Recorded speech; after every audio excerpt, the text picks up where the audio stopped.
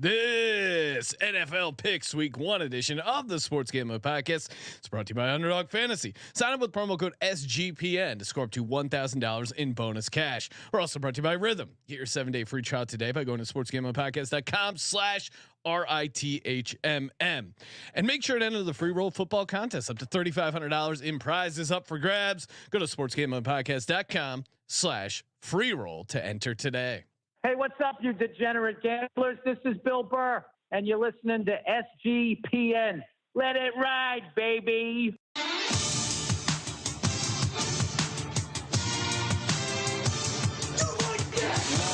Cox. He's one of those guys who will get penetration.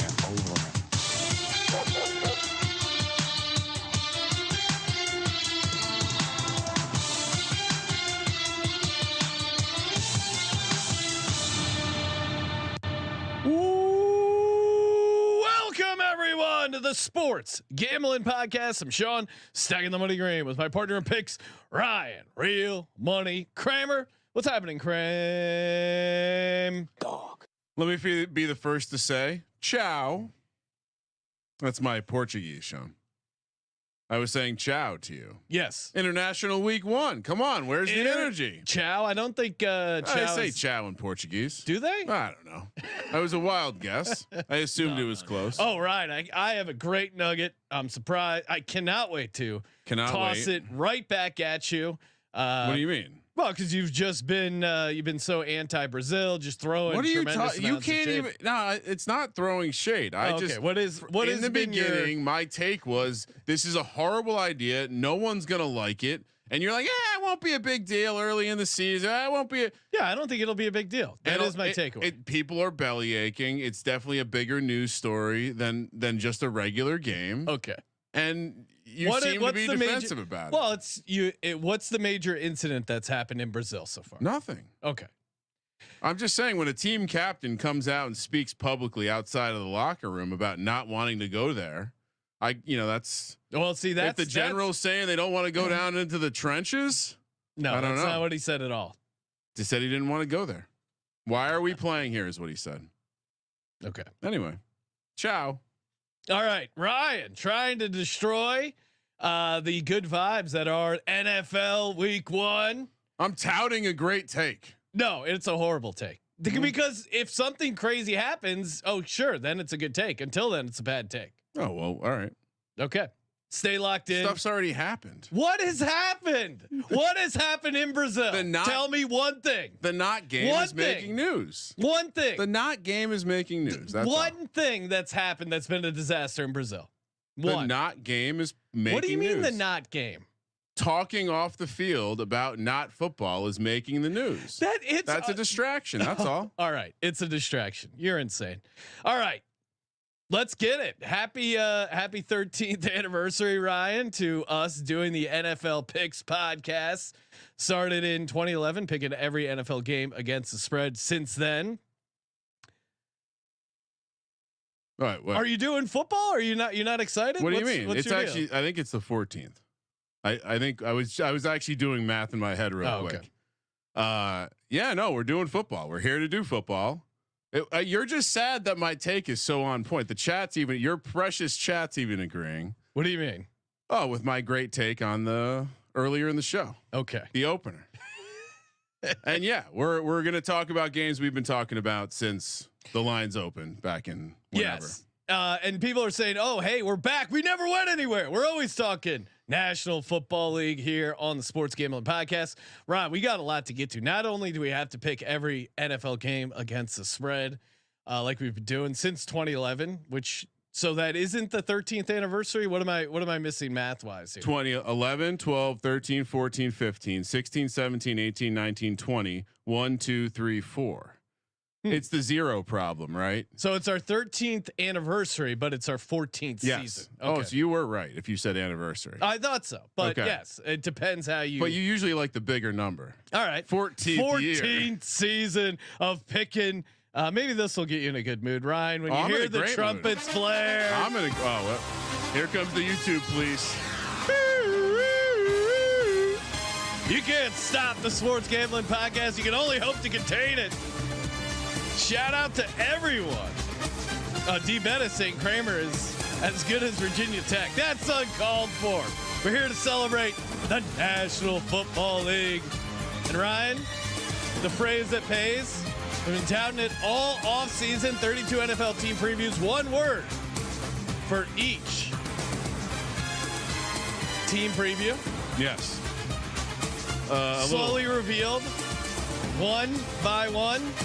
I will read the phrase now, and then we will reveal the winner. When was the last time the Dallas Cowboys won a conference championship game? Well, of course, it was January 14th, 1996. And that, my D-Gens, is why we all know Dallas sucks. Let it ride. Let it ride, not in there. I added that, improvised it. Felt like it needed a little something. Everyone got it wrong based on that last little. Shout out to the handful of people who sent in mail-in entries. Terrell Furman pointed out he was not born the last time, which is also crazy because Jalen Hurts I don't think was born either, and he grew up and got to a. That's a flex. He grew up. Learned how to squat 600 pounds, took the Eagles to a Super Bowl, did not win, unfortunately, because of the goddamn Chiefs, but he did win a conference championship before the Dallas Cowboys did. Ryan, enough messing around. Present the wheel to the audience. YouTube.com/sportsgamblingpodcast. I mean, goddamn. Thank you, audience, for everyone who took the time to listen to every episode, write down the word. That was, I mean, you guys smashed the over as far as how many people I thought were going to. I mean, Ryan, what was your total? I thought it would be, I thought it would just be a handful of sickos that would listen to every episode and get down and write it all down and mail it. But I mean, that's a tremendous amount of people entered. The over came in for sure, and I think the interesting thing about the wheel is it can only get so big. I think at some point the slices just stop compressing, and it's. I know. It is what it is. I cannot read the names on the wheel; they're so tiny. But I'll say this: if you entered and didn't screw up the entry process, yes, you have a roughly a 0.5% chance to hit this.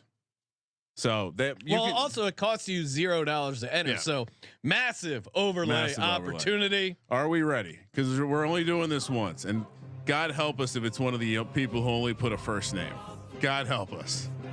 All right, are you ready? I'm blasting the dramatic music, okay. Ryan. When I'll count down from 5, 4, 3, 2, 1. Spin the wheel. All right.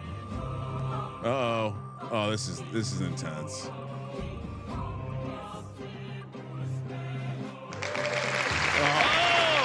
right. Philip Brenneman, congratulations. You just won a $500 NFL Circa future. Email us podcast@sportsgamblingpodcast.com to claim your free $500 NFL future. And I guess you can. I mean, we're going to be out every Friday for VSiN. We'll probably be watching the game Thursday. So and maybe you want to wait till week 2, I guess. But it feels like you should get it in week 1. So hopefully Philip is listening. Email us podcast@sportsgamblingpodcast.com. Do we much like when you hit a ball that maybe might be in the woods, maybe might not? You hit the provisional. Yeah. Do we have a provisional winner? No, okay. No. Because this, I will track this guy down. I'm going to make sure he's getting. No. Yeah, we don't need it. Congrats to Philip. If you're listening, someone joked related to Tom Brenneman, of course, of Castellanos fame, and some other unfortunate things he said on the air. Brian, for a lot of shows that would be just one contest, just good enough. Well, can I add though real quick? Because I do know that in speaking to Jake Paquin, he's been him and his buddy have crafted some sort of arrangement. They're both going to get some paper tickets they've won in the Patreon. Oh, awesome! And there's been so again, will happen before week 1. That's when we recommend.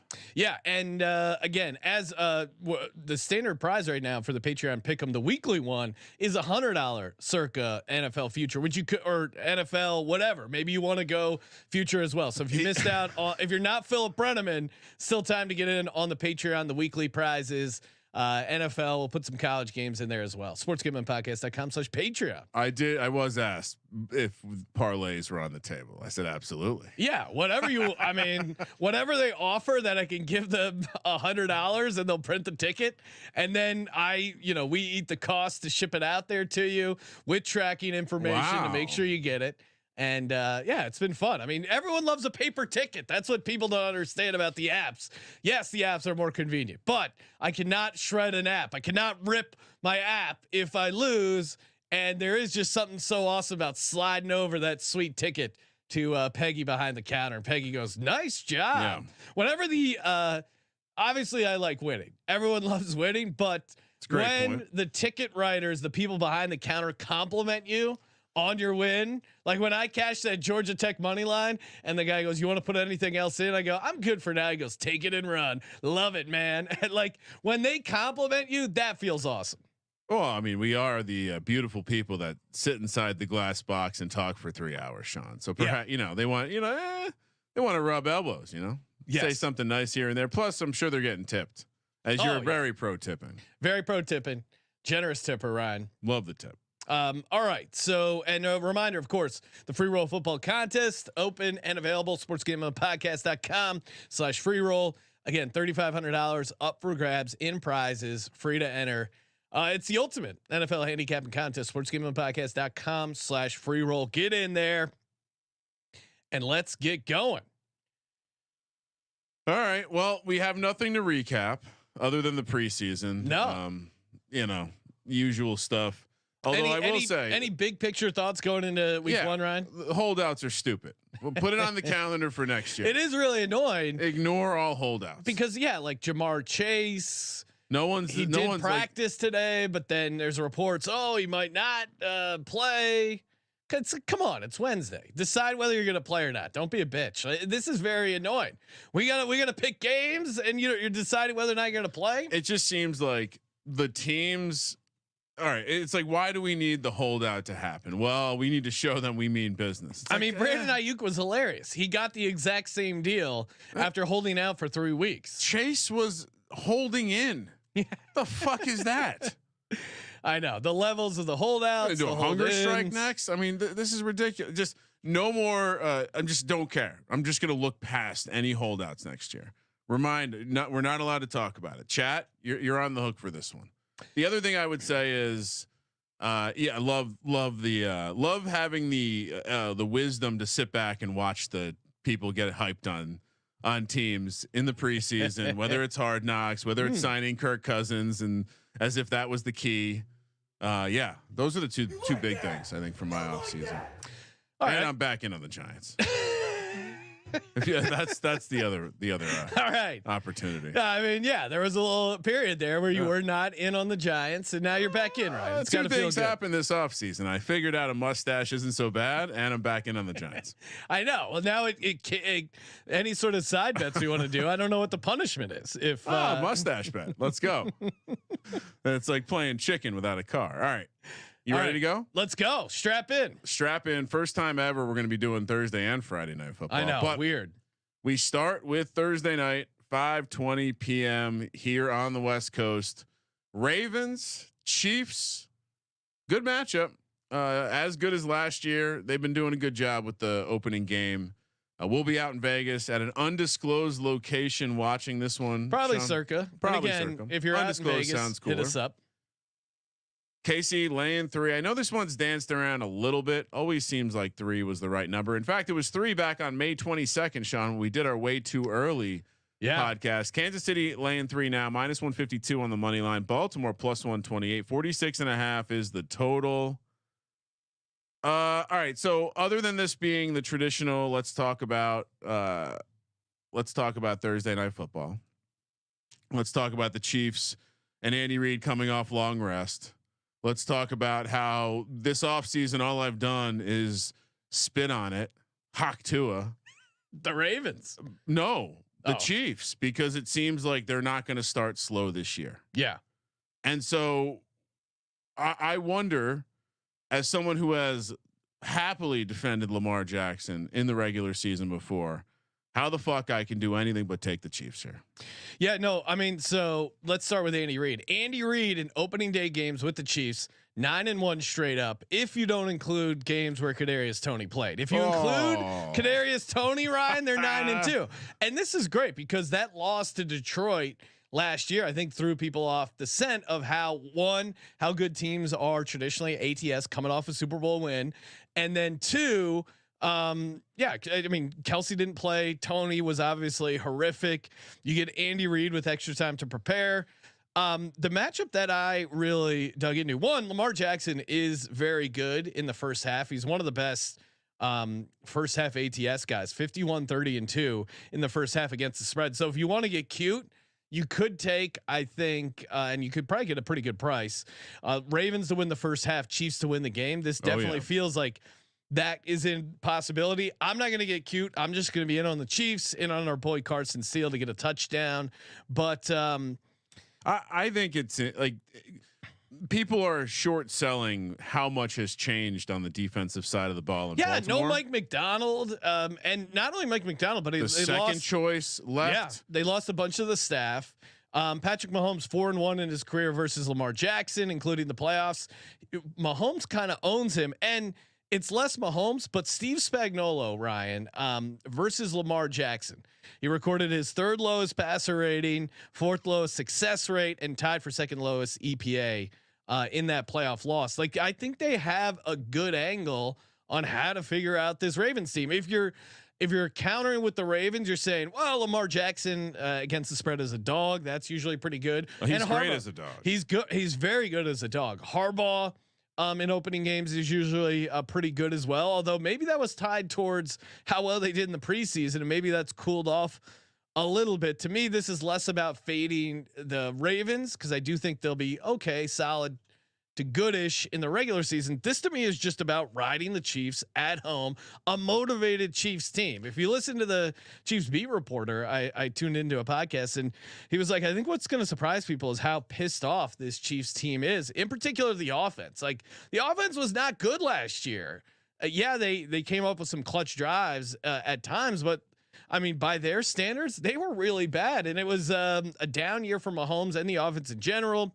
You know, they kind of babied Rashee Rice into the process. Rashee Rice not suspended. He's going to hit the ground running. Like, I mean, you remember how good he looked in some of those playoff games, second half of the season. He to me, I think, could emerge as a true number one receiver. And then the real reason, which I was kind of on the fence about Ravens over under win total for the season, what sold me on kind of going just under, not completely fading them, but the offensive line. I think there's going to be a ton of offensive line issues. They lost 3 starting offensive linemen, the Ravens, and a guy like Chris Jones going up against Daniel Faeli. Daniel Faeli has only played 350 snaps. He's the right guard for the Chiefs. That interior pressure, I think, is going to be tough for Lamar Jackson to deal with. Now the Ravens are going to come in. I think you're going to see a lot of 12 personnel. I think they're going to not do the game plan that they did in the playoffs, which looked horrible for them. But all that being said, I think this is a good spot for the Kansas City Chiefs. So I'm on the Chiefs. Lay the points. Give me a Carson Steele anytime touchdown. I do think if you listen to the props episode, Isaiah Likely, I think, is an interesting play for some alt receiving yards. Maybe he gets into the end zone. But yeah, I love the Chiefs here, actually. Well, I mean, in some ways, you have to wonder why this point spread's only 3. Yeah. It does seem like a team that still has a home edge isn't really getting credit. And, you know, back to the volatility or the volatility in the offseason, whether it's the offensive line or the fact that 3 of their defensive coaches, like we started talking about, are now defensive coordinators or head coaches elsewhere, including the defensive backs coach, including the defensive line coach. This is a team that led the league in sacks. They were a very good unit I certainly think the revenge angle is the only angle I think you could legitimately play as to why this team's going to come out and do it. Because I don't. Derrick Henry coming to this team, that's not the answer to me. Yeah, and Derrick Henry. If you're optimistic about Derrick Henry, he has been good historically against the Chiefs defense, but I think this is kind of a different Chiefs defense. Like I can't recall the Chiefs D line being this good. You get Karlaftis, who seems to be hitting his stride. Like I think they're going to be able to rush the passer, and I don't think they're losing Snead. I think could hurt them against some teams, but I don't think it's going to hurt them as much against this Ravens team. Yeah, Lamar is yet to be. It is the regular season. Yeah, and we have as people point out, the Chiefs did lose last year on Thursday, but Kadarius Toney was on that team. Yeah. It's a different situation. And they almost won that game and almost covered. I mean, I think if Kelsey plays, if Tony doesn't have some of those boneheaded plays, I think Chiefs are certainly in the mix there, even in that Detroit game. So, and shout out to Carson Steele. I do think he will get a carry or two inside the 5. So anytime touchdown for Carson Steele. Shout out to definitely shop around on all the touchdown stuff. We're really seeing it this season of the price discrepancies. So FanDuel, I think, has the best Carson Steele price I've seen at 10-1, but definitely poke around because there's some places that are really short and some places pretty long. I don't like that they signed Pirine, but I'm banking on the fact that he's not going to be ready. Yeah, he won't be ready. And Carson Steele is the fullback. They don't do QB sneaks with Mahomes. Worth noting with Pirine, Sean Payton loves Samaje Pirine, so if he's letting him go, and Carson Steele is returning kicks. I mean, just imagine, Ryan. Imagine football guy. We're hanging out in the Circa Thursday night football kicking off, and those beautiful blonde locks are just taking a kickoff with the new kickoff rules, just taking it to the house. That electric environment.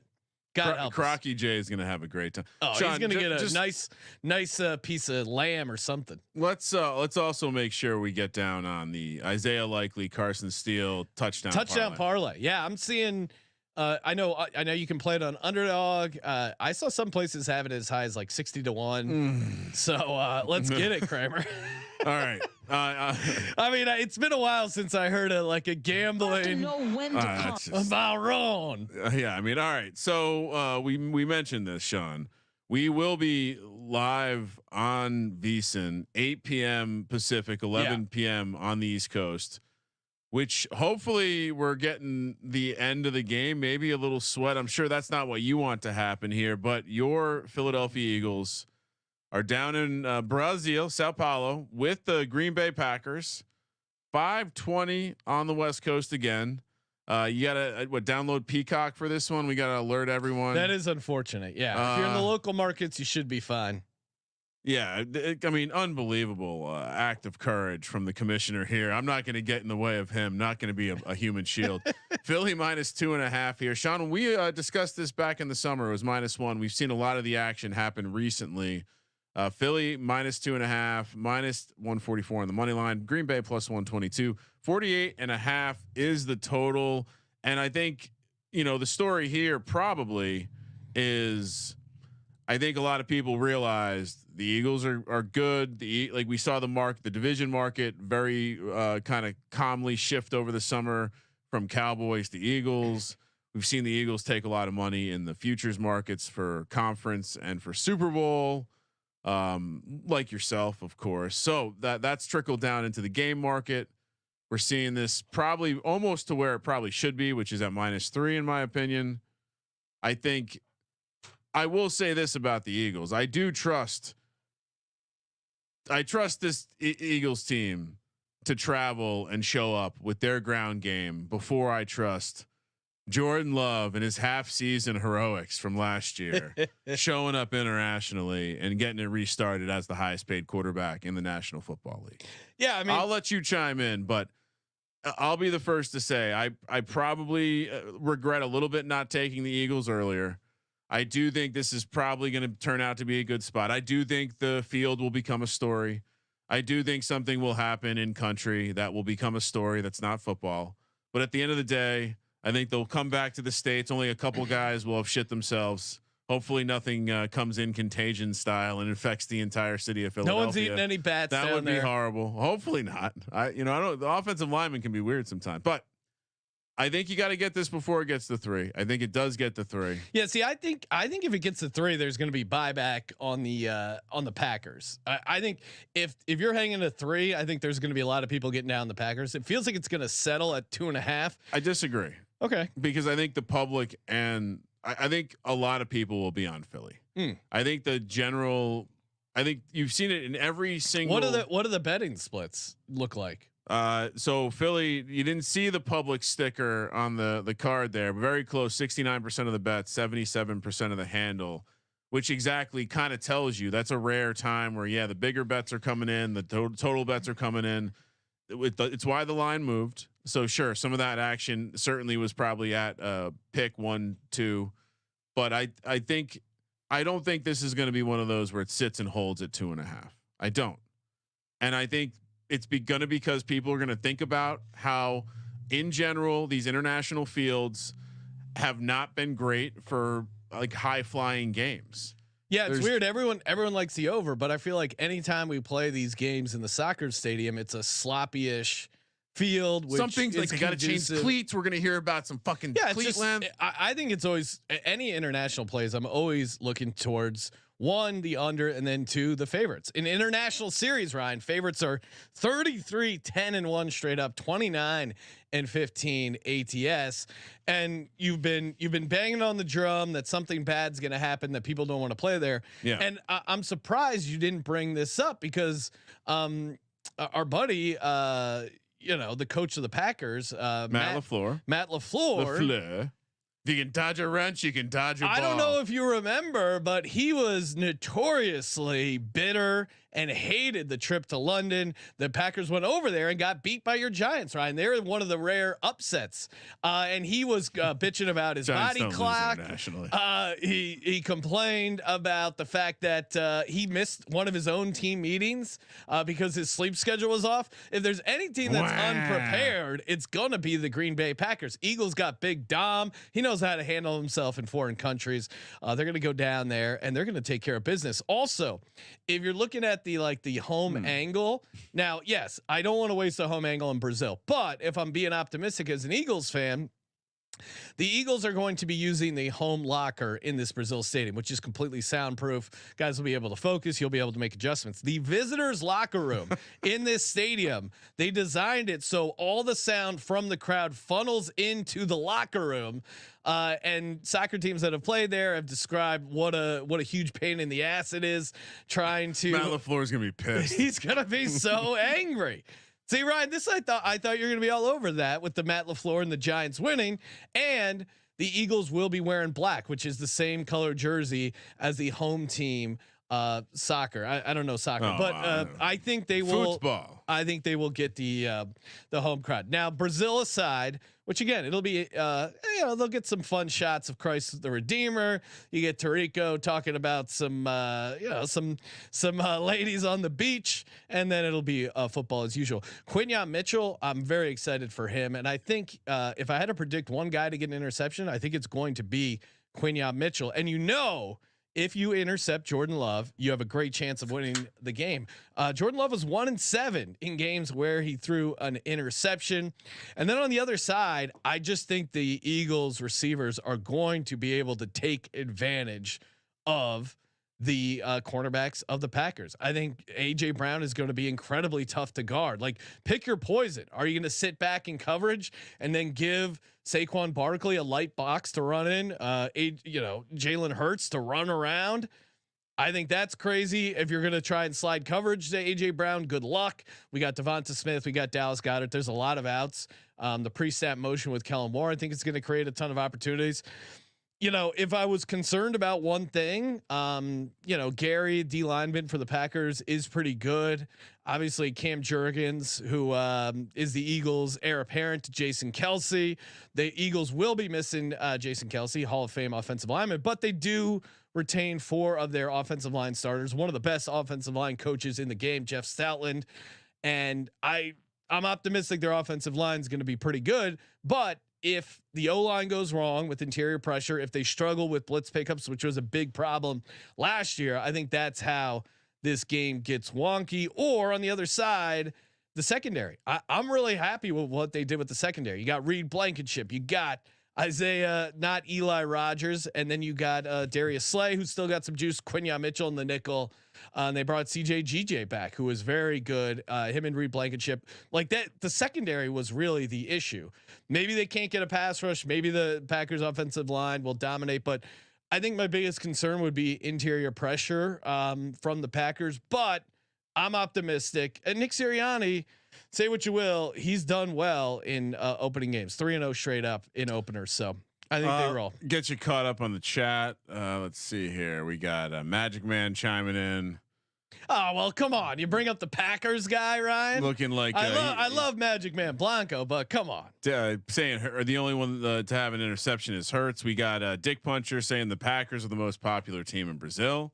So that's not what my sources say. No lies, saying Freddie Kitchens is greater than Nick Sirianni. They're really coming after you. And then we got a comment about this isn't a Joe Barry shitty defense anymore. Let me chime in on this one, because I believe their defensive coordinator was former head coach of Boston College, who Boston College has taken a slight step up since this man left town. So yeah, I think in general defenses are harder to get going right away. So any expectation the change of a defensive system is going to click right away, especially with some of what Sean said. I will say, Sean, I did also hear the Packers kind of talk about their lessons learned from the trip last year. And so, well, Eagles have done well internationally too. I guess it's just one game they've played, but yeah, in general, the idea that, I would say that, maybe they learned from their mistakes. They seem to be a slightly intelligent organization, but to what you're saying, the locker room thing is quite amusing. And I'm out on Jordan Love. Sorry. Yeah. Magic Man says thank you and also wants to bet you. He's paying you to say I want to bet you. Well, Magic Man, you want to bet on the game ATS? Sure. If you need 2.5 points, happy to provide those for you. I thought we were just gonna dual swords and go money line, but yeah, if you want 2.5 points, happy to kick that your way. You can't do that. Slide into my DMs, Magic Man Blanco. Happy to accept any sort of action. And Magic Man is an honorable DGen, unlike some of these charlatans on Twitter. The times he's lost, he's paid up with bottles and vice versa. So Magic Man, your action is always welcome. Yeah, he's done more than that. True hero, Magic Man. I mean, yeah, he is, and Lord of the Pooh River. He does a lot. Ryan, of course, yes. Underdogfantasy.com. If you haven't signed up, what are you waiting for? Download the app. Kramer and I have been talking about all the different action. We're going to be getting down season long, week 1. Underdog really makes it super fun. Underdogfantasy.com, promo code SGPN, available in a ton of states. California, Texas, even the great state of Canada, all can get down on Underdog, and the promos are insane. I mean, you got Justin Jefferson, higher 59.5 total receiving yards against the Giants. Love that. Marvin Harrison, 42.5 total yards, higher. On that, like they really do a great job with the promos, and everyone has the Travis Kelce promo entry of higher a half receiving yard available, and that's new and existing customers over at Underdog Fantasy. Promo code SGPN, get that 50% deposit match up to $1,000. Underdogfantasy.com, promo code SGPN. All right, moving along to Sunday, so we get a day off to watch college. Thank you for that. And then we're right back at it for Sunday. Sean? Yes. We will not be in front of God's eye, but if we were, my God, it's and did you? It's perfect. It may have gotten lost in all the news, Ryan, but did you see that they're now going to say no more 2 game late windows? It's more than 2 games, all the afternoon slate. Which, thank fucking God. I both like it, and it means more Scott Hansen. Well, no, not for us. I mean, if there's only 3 games. No, I mean for the average person. Oh, okay. Just more Scott. Just get AI Scott Hansen. Scott Hansen's a virus. You got to get rid of him. He's the. What about Siciliano? He was a made guy. I was more of a Siciliano guy, but that made personal preference, perhaps. All right, let's kick over to Sunday. A little battle in Florida, which is unfortunate, Sean, because we generally like to play these Florida teams at home in the heat. Thermometer game for sure. The Miami Dolphins have stretched out to a 3.5 point favorite. A little surprising to me. I guess maybe not. Miami, one of the public sides, catching 75% of the bets. They're also looking ahead to Thursday night football. Worth noting, like I said, laying 3.5 -174 on the money line. Jags +146, 48.5 is the total. I'm not exactly sure as to why. I think it's the general idea that Jags might be really bad on defense, and that this is going to be a tough spot for them going against this offense early in the season. Yeah, I mean, to me, I know people say like, "Oh, hey, well, Jacksonville's going to be used to the heat and humidity." Not in this stadium. Like this, the Dolphins stadium is specifically designed. Their bench is in the shade, and the visitors catch all the sun. And I think they're going to be sweating their ass off.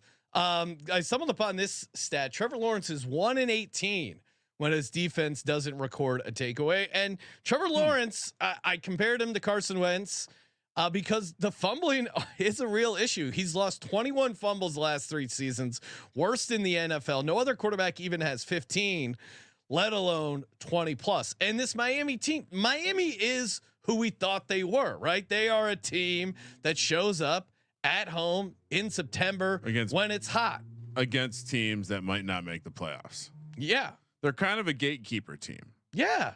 And I think in a way I have them as a gatekeeper team this year. Someone that's going to win more games than they lose, but be on the outside looking in. When it's 80 degrees or more, too, is 15-3 straight up. And McDaniel is 9-1. Like, yes, if is it's it that hot, simple? To me, it is. I understand. I'm not super high on this Dolphins defense. Hashtag not a totals guy. They've lost a lot of important stuff. Yeah. So I'm praying that Chop Robinson keeps them in the game, but I just don't think the Jags corners can keep up with Jalen Waddle, with Tyreek Hill. I mean, the speed on this team. They have the fastest receiver, Tyreek Hill, fastest running back in Achan, second fastest running back in Mostert, and third fastest receiver in Waddle. Like, these are going by like their Madden speed ratings, but this is like an Going deep. Insanely fast team. It's also a sweet little revenge game here for Jalen Ramsey. And Trevor Lawrence just isn't good on the road. 8-17 straight up, 11-14 ATS. Tua wins at home when he's supposed to win early in the season. 18-8 ATS at home. This to me is I don't love it, but in some ways the fact that it went to 3.5 I think is kind of telling you. Now I have plenty of dogs loaded up. I realize I'm starting off fairly chalky here, and this probably it's not going to make a lock for me, Miami, but I think the case is still pretty strong. You're not worried at all about Buffalo on Thursday night in a couple days. Yeah. I know it's opening game, probably not. I think the Thursday look ahead and the Thursday stuff in general, that takes a couple weeks for that to matter. Rain, the rain and wind potential worry you at all? Yeah, I mean, if they get hurricane type stuff, I think that probably would benefit the Jags, because I think the Jags, if you're on the Jags, you're thinking, hey, they're going to be able to run the ball. Dolphins are going to struggle with that front seven to slow down ETN. So I think if you're high on the Jags, that's what you like. Or if you're optimistic about old Goldilocks, Trevor Lawrence. That's I think my take is that they lost a piece on their defense that's going to enable them to stop the run. I think this is a sneaky game for Travis Etienne.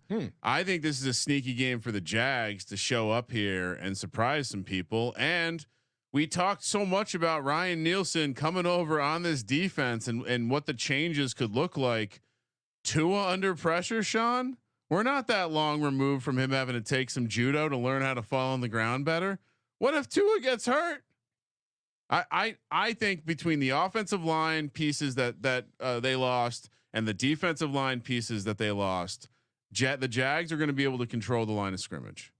And if they control the line of scrimmage, that's fair. I think they lean on them, then to your point, the fatigue could go both ways. I agree with you. The Jags will be on the hot side of the field. This is the team that wears black at home in Florida for some reason. They are not the sharpest knife in the drawer, but I certainly don't mind hopping on to a Jags team, even though we're supposed to lay the 3.5.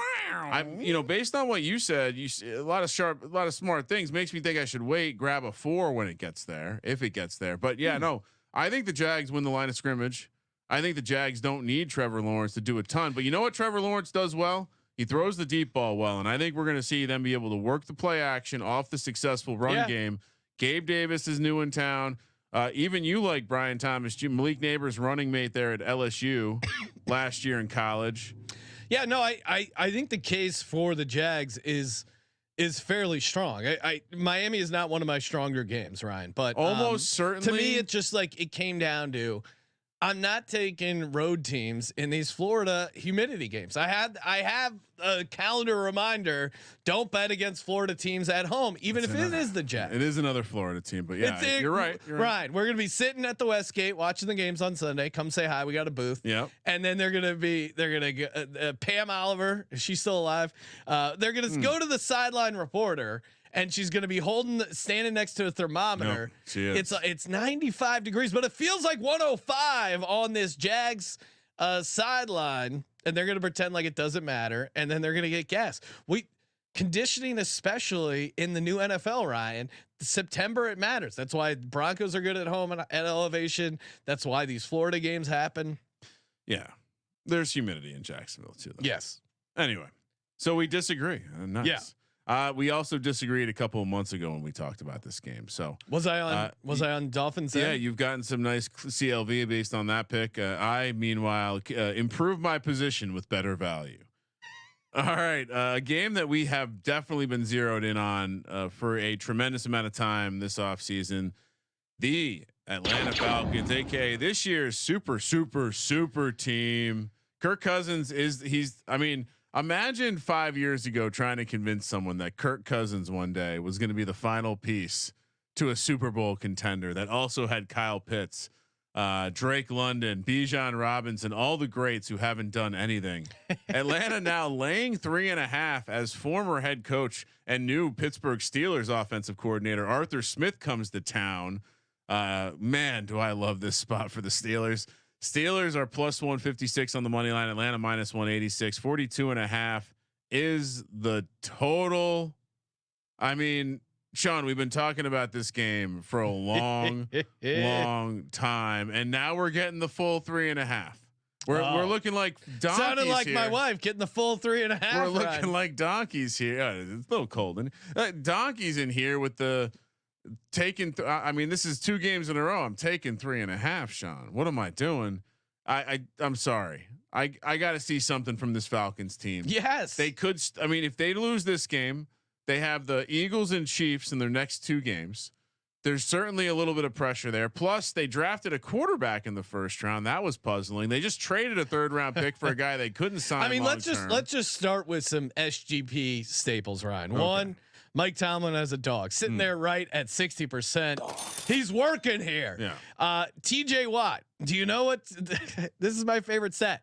The Steelers with TJ Watt when he plays 69, 33 and 2. And normally, one defensive player it's not like a quarterback where you have the quarterback starting record, but for TJ Watt, it makes sense when TJ Watt is out on the field. This defense is very good. And I feel like, am I crazy? Like this Steelers defense is getting slept on. Not only you got TJ Watt, you got Minkah Fitzpatrick, who's healthy. You got Patrick Queen, who all the beat reporters, Tomlin was like, this guy was a true Steeler at heart. So great. You got Cam Hayward, Alex Highsmith, Joey Porter Jr. on the back end. This is a very, very good defense that's played a lot of games together, that has a ton of continuity. You have Arthur Smith coming in with a chip on his shoulder.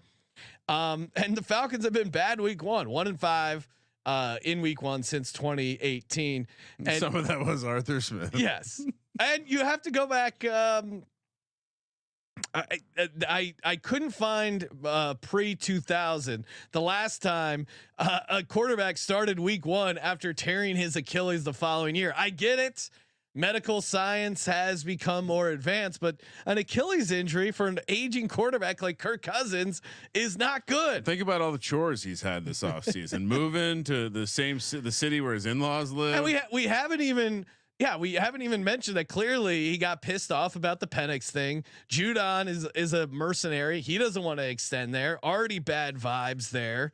I think the Steelers, everyone shits on Russell Wilson and Justin Fields, somewhat rightly so. But I think they're just going to be able to pound the rock with Najee Harris, Jaylen Warren, set up a little easy play action. Like the Arthur Smith was created in a lab for this Pittsburgh offense, like the players on the offensive side of the ball. This is a perfect match. And you have this Falcons, this super team with a bunch of mercenaries assembling with Raheem Morris as their head coach, aging quarterback coming off an Achilles that didn't play any live action. I mean, there's a world where, maybe Cousins ends up figuring it out, but is he going to hit the ground running week 1? Well, I guess the argument is that he was in a system like that. I think just in general, there seems to be a general idea that certain offensive systems are just that you can just transfer from one place to the next and it's just fine. Like it's the U.S. Army. Yeah.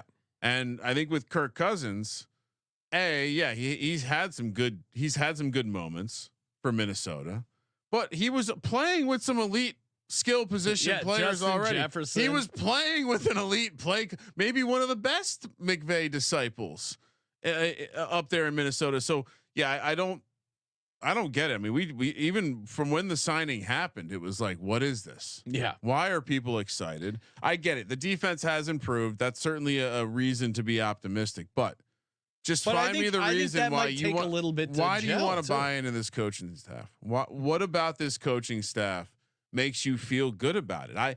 I think some people are overlooking the idea that Zach Robinson just got into coaching like 5 years ago. I think they're overlooking that Jimmy Lake cratered the University of Washington program. And as you pointed out, Raheem Morris has showed us how to win 4 games in a season before.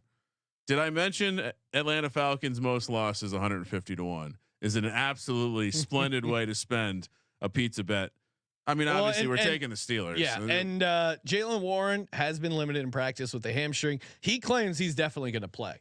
To me, that doesn't change the outcome. Doesn't matter. Cordero Patterson's there. We saw he still got the wiggle in the preseason. Yeah, Cordero Patterson revenge game.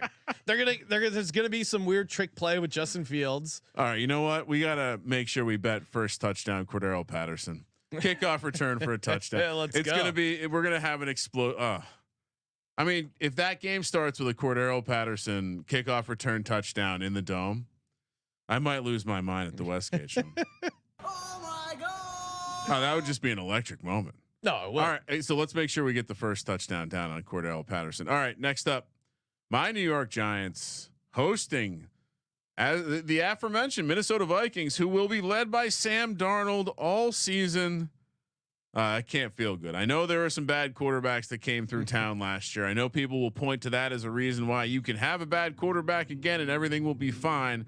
I don't know if it works like that, Sean. I don't think that's one of those linear things. And now you're telling me Sam Darnold goes back to the place where he has the most demons in the National Football League, and he's a 1.5 point road favorite. Are you kidding me? Minus 124 on the money line. Giants, Dan Jones, Malik Neighbors, Brian Dable calling the plays again. Plus 106, 41.5 is the total. I told you I'm back. I wasn't kidding. I mean, I want to hear you. I would love to hear the handicap on why Sam Darnold and this Minnesota Vikings team should be favored here. Well, I mean, again, I'm really in a rock in a hard place here because I talked a ton of shit on Sam Darnold. Yes. I think he sucks. Yes. 22-33-1 ATS in his NFL career. He's the 4th least profitable quarterback against the spread since drafted in 2018. We were talking about Derek Carr, Carson Wentz in the mix there. I will say his bowl game versus Trace McSorley. Oh, epic. I mean, epic but game. on the other side, you have a Giants team who allowed 85 sacks in 2023, most of the NFL by 20. That is a wide margin. You're pointing out the regression points. The offensive line is completely repaired. Thanks for bringing it up. Carmen Brasillo comes to town. They got some competent is there pieces. Center John Michael Schmitz? You said he's completely fine. He's good to go. He'll be fine. Yeah. Okay. He's not injured. He's injured. Oh, okay, but he'll be fine. All right. I mean, yeah, Sam Darnold is a road favorite. I'm not excited about it. To me, the Vikings win this game by the fact that no one on the Giants defense can guard Justin Jefferson. The Giants win this game by getting pressure on Sam Darnold, sacking him, forcing him into turnover situations because he's not that good of a quarterback. But the Giants also have Daniel Jones, who is also coming off an ACL, also dealing with a neck injury, also not a good quarterback. This is a game which some shows would pass. Wait, you think Sam Darnold is a better quarterback than Daniel Jones? That's interesting. No, I think they're both. Put it on tape. I think they're both pretty bad. I think it's neck and neck. And one guy's neck is not good. You have to see how ridiculous it is that Sam Darnold is laying. Yes, that's why I am taking the New York Giants. Malik Neighbors, all the props, eat them up. I'd love. I mean, if you want to get involved with some more stuff, Wan'Dale Robinson, very low totals in that one. And Sean, you know what I would say here? I would say that this is not a totals guy, but I think this could be some surprising points here. And last thing I would say, we aren't killing the teaser, even though you really wanted to. Yes, the Giants are a great teaser. No, come on. No. You can't tease this game. That's reckless, right? A home up to 7.5 through all those key numbers. No thanks. Brian Dable calling plays back against the wall, career on the line. His career is on the line. I agree. He's a good play caller. That will be an upgrade. All right. It is interesting every year the division games they decide to sprinkle in to the week 1 slate. NFC South, maybe not the marquee division on division battle. Panthers and Saints, boy, a lot of optimism about this Panthers team. We've seen this number, Sean, come from 5.5 down to 3.5, and I got to be honest, who the fuck is betting on the Panthers? I haven't seen Bryce Young look any better, and I don't care how bad I think Derek Carr is going to be. This strikes me as the kind of game where, although you'll point out not a great layer of the points, no, playing against a guy like Bryce Young, one of the rare times he's going to be the better quarterback on the field, and there is no debate. So I don't really want to lay the 3.5, even though we're supposed to, but I've already taken it twice. So my card's unbalanced, and there's no fucking way I'm taking Bryce Young. I see all these nerds see a nerd get a job with a professional football team, and so they subconsciously want to support this team. Yeah, and they're betting on this team because they're like, this is good value. Why is it good value? Bryce Young looked like one of the worst quarterbacks I've ever seen play in the NFL. Not first round pick, ever seen play in the league. So yeah, I don't think the new coaching staff matters. I'm not a Matt Canales guy. There's nothing about this team that I like, and we haven't even talked about the defense. So I actually like the Saints. I think the offense could have a nice game here. I think we're going to see some. I mean, look, the offense was complete trash last year. We talked about it repeatedly. John Gruden came in to help install the offense. Well, who for the Saints? For the Saints, yeah. Their offensive coordinator needed help installing an offense. That seems like a bad place to start. Yeah, Kubiak should be an upgrade, certainly.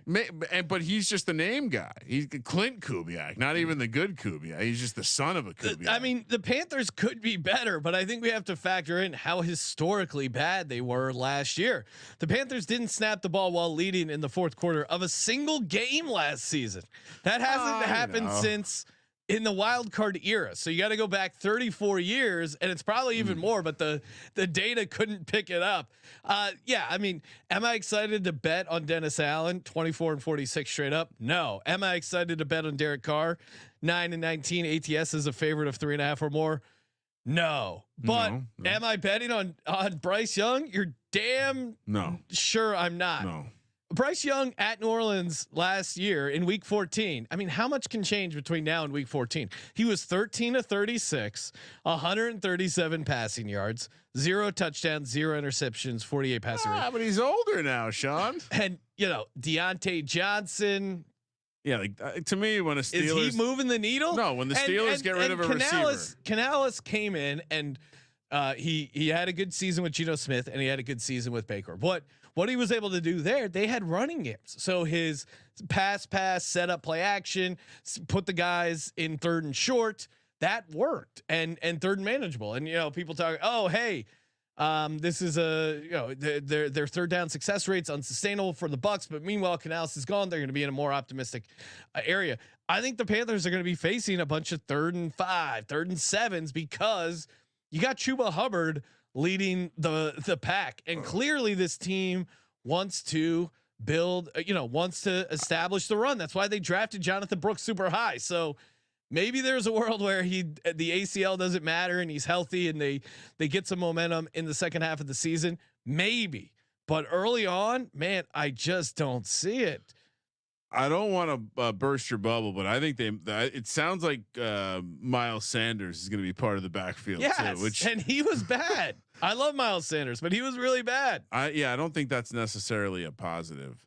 I mean, I think also you just have like kind of a grown ass defense. That's, as much as you want to clown Dennis Allen, the defense generally is competent. They're not going to make a fool of themselves. And, when you play against a team like this, you're going to eat. And, I don't know. This is probably one of those games that's going to land on 3, and we're going to end up being like, God damn it, Bryce Young lost by 3. But. Well, the Panthers defense is really rough. And I remember hearing a beat reporter going, and hey, what do you guys think of your pass rush? And his response was, well, they have the first Q in the waiver wire, so that was going to be their answer to the pass rush. What? And clearly they want to run the ball, but how are they going to be able to run the ball with Chuba Hubbard and Miles Sanders? I mean, Chuba Hubbard's maybe interesting in fantasy because you think he might get a lot of volume, but it's always scary taking a guy who's not super explosive like Chuba Hubbard behind and their offensive line is better. But if you watch Bryce Young, the issue wasn't the receiver. The issue wasn't, hey, the offensive line needs to be a little bit better and they need Deontay Johnson. They weren't close. Yeah, they had Adam. They basically got Black Adam Thielen. There you go. But again, when the Steelers get rid of a receiver, pay attention. Tomlin knows something. All right.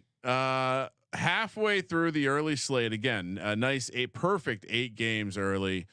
This one looks like it's going to be the chalk in the survivor pools. It's also becoming very public with 76% of the bets coming in on the Cincinnati Bengals, who are laying 8.5 against the New England Patriots, -420 on the money line. That's nice. Now it matches Burrow's new blonde hair. It's smoking about weed. +330 for the Pats. 40.5 is the total. Not starting Drake May.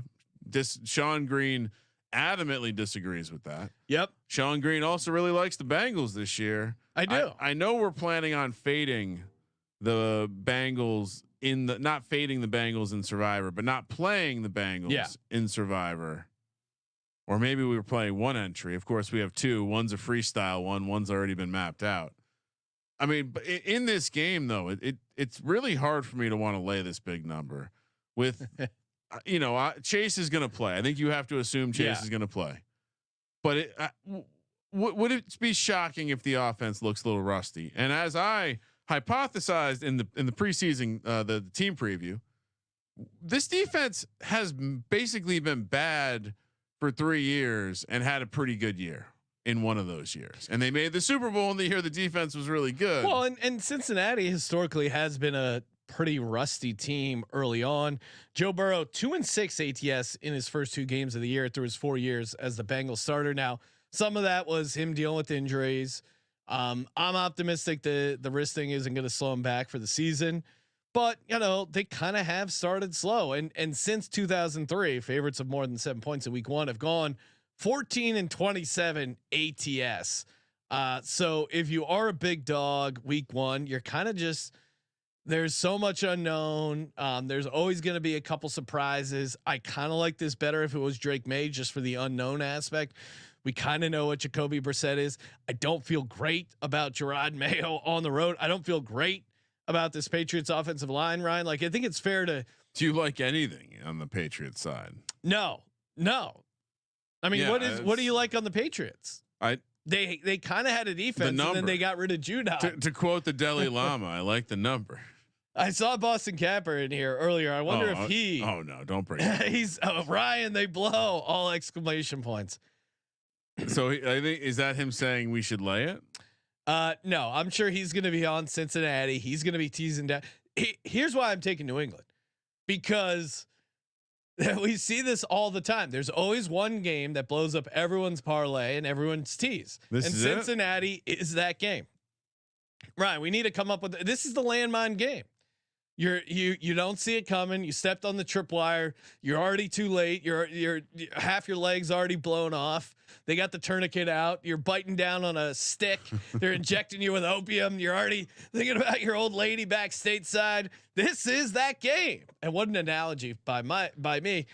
I mean, this is the close your eyes special in a nutshell. I probably won't actually bet this game because Jacoby 8.5, but Jacoby Brissett, Sean. It was October 31st, 2022. He was the starting quarterback for the Cleveland Browns, and they were hosting the Cincinnati Bengals. And you wouldn't believe it. He won 32-13 in that game, Sean. Do we believe in miracles?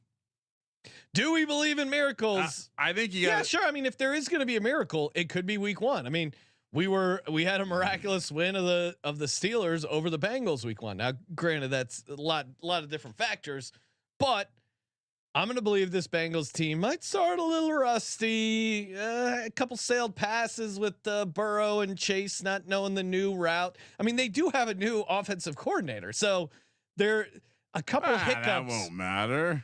Couple hiccups certainly makes sense, Ryan. And you know what? The last reason I was in the lab over at sportsgamblingpodcast.com/rhythm. Rhythm, their model loves it. My model loves it. So if we got some models agreeing, not to get down and party, but super fun to build your own models. Get the 7-day free trial, sportsgamblingpodcast.com/rhythm. If Rhythm likes it, if my model likes it, and my gut is telling me don't lay 8.5 with Cincinnati, I'm on New England. But can I make an amazing case for the Pats? I got a sneaky it's a baby fucking wheel, man. I got a sneaky suspicion we're gonna see the combination of like that secondary for Cincinnati get roasted, big play that puts a little pressure on Cincy, and we're gonna see a little pick six. We're gonna see some weird stretch where in the first half, and Gerard, you're gonna flip the TV on. It's gonna be New England 14, Cincinnati 3. And Gerard, what the fuck happened? Gerard Mayo is a former player, right? So when the former players show up in like a spot like this, hey, this is our first game. They're going to empty the tank. They're going to give it all they got. Like, look at Antonio Pierce when he took over that's after the firing. No, he's a great coach. He got some motivation. Like if Gerard Mayo could do anything as a head coach, it would be to motivate these guys and get them up to compete in this game. Now, how long does that last? Their offensive line is trash. I'm not trying to make a case the Patriots are good. I just think you can't lay 8.5 with Cincinnati week 1. Yeah. We've learned too many times. Also fade the public, right? Yeah, I'm sure the public's going to be again. Everyone, tell me someone who's giving out a tease without the Bengals in it. Yeah, no, it does seem like that's going to be the one that blows it up. We need to call it the landmine game because everyone. Come on, I mean, I normally don't like to get too cute, but this is 8.5 points in the National Football League. All right, let's move along. This another game we've been circling for a. Sorry, Ryan, my sound effect is broken. Something stuck over there. This one's been in the hopper for a while. Yes. The Hard Knocks hype faded with our Tennessee Titans. Again, the machine, the NFL slot machine has foretold it. Blessing me with 3 separate hand pays, including one in the presence of the great Derek Stevens, CEO of Circa. Shout out to Circa Las Vegas, Circa Sportsbook. Chicago laying 4.5. Sean, I've heard rumblings of this number moving a little bit. I've seen some 4s out in the wild. I thought this might get. I've seen it like touch 4 and then go back. I thought it would get a little higher because of the Hard Knocks hype and everyone liking Caleb Williams. And Caleb Williams has looked good in preseason. I'm not going to say anything bad about Caleb Williams. I do think he will end up being a good quarterback, but this is still a quarterback making his first ever start in the National Football League as a decent sized favorite against a team I like. Number 1 overall picks to start in week 1 of their rookie season are just 3-14-1 since 1970. Quarterback has not won number one overall pick in his first start in their last 9 instances. I like what the Titans have done. Obviously, we've been championing them the entire offseason. I think Callahan's going to be a good head coach. Like him bringing over his dad. I think the strength of the Bears defense was Montez Sweat and what they were doing up front. I think some of their turnover stuff wasn't sustainable. And I think this Tennessee Titans offensive line is going to surprise some people. And I like what the Titans did, bringing in the D-back coach from the Ravens. I think their defense is going to surprise some people. And they got L'Jarius Sneed. They got Chidobe Awuzie. Nailed it. Like I don't think anyone's talking about the talent they added. Now, yes, it is Callahan is a first time head coach going on the road. So that's certainly things you can critique, but it kind of almost feels like the Bears shot their load in preseason, and then now here comes Callahan and this Titans team. No one's going to see it coming. I think the Titans are due for some positive turnover regression, and yeah, I'm cautiously optimistic about Will Levis having a really good season. He got some good games. Again, that's why I think you should start the rookies, at least not set them for the entire season, because now year 2. You really know whether Will Levis is the guy or not, and he doesn't have to go through all those like basic rookie stuff. And Calvin Ridley against this Bears secondary, I think, is a good matchup for them. Oh, this is wild. It seems as though there are Circa's at 4, DraftKings at 3.5. What? Westgate at 4.5. Oh my God. Yeah, this game's all over the place. I think in general you got to fade the hype. You got to fade the fact that people have said, yeah, Caleb's already a dude just based on him making a couple throws on extended plays in the preseason. Something that we all know doesn't mean shit. I mean, we saw Justin Fields do it. We've seen a lot of bad quarterbacks make that same throw in the preseason. We get excited. It doesn't always lead to regular season success. So obviously, I'm sure some of that is the number depressing. We're super glad I got my paper tickets at the Circa already. Yeah, locked in a 4.5 here. I think also, as you've mentioned, I don't Sean, need the points. People are starting to catch on to the idea, whether it's their fantasy drafts or whatever, that hey, this or maybe it was they saw one better. Placed a wager on Will Levis to lead the league in passing yards. I mean, Sean and I moved the market from 66 to 1 down to 20 to 1.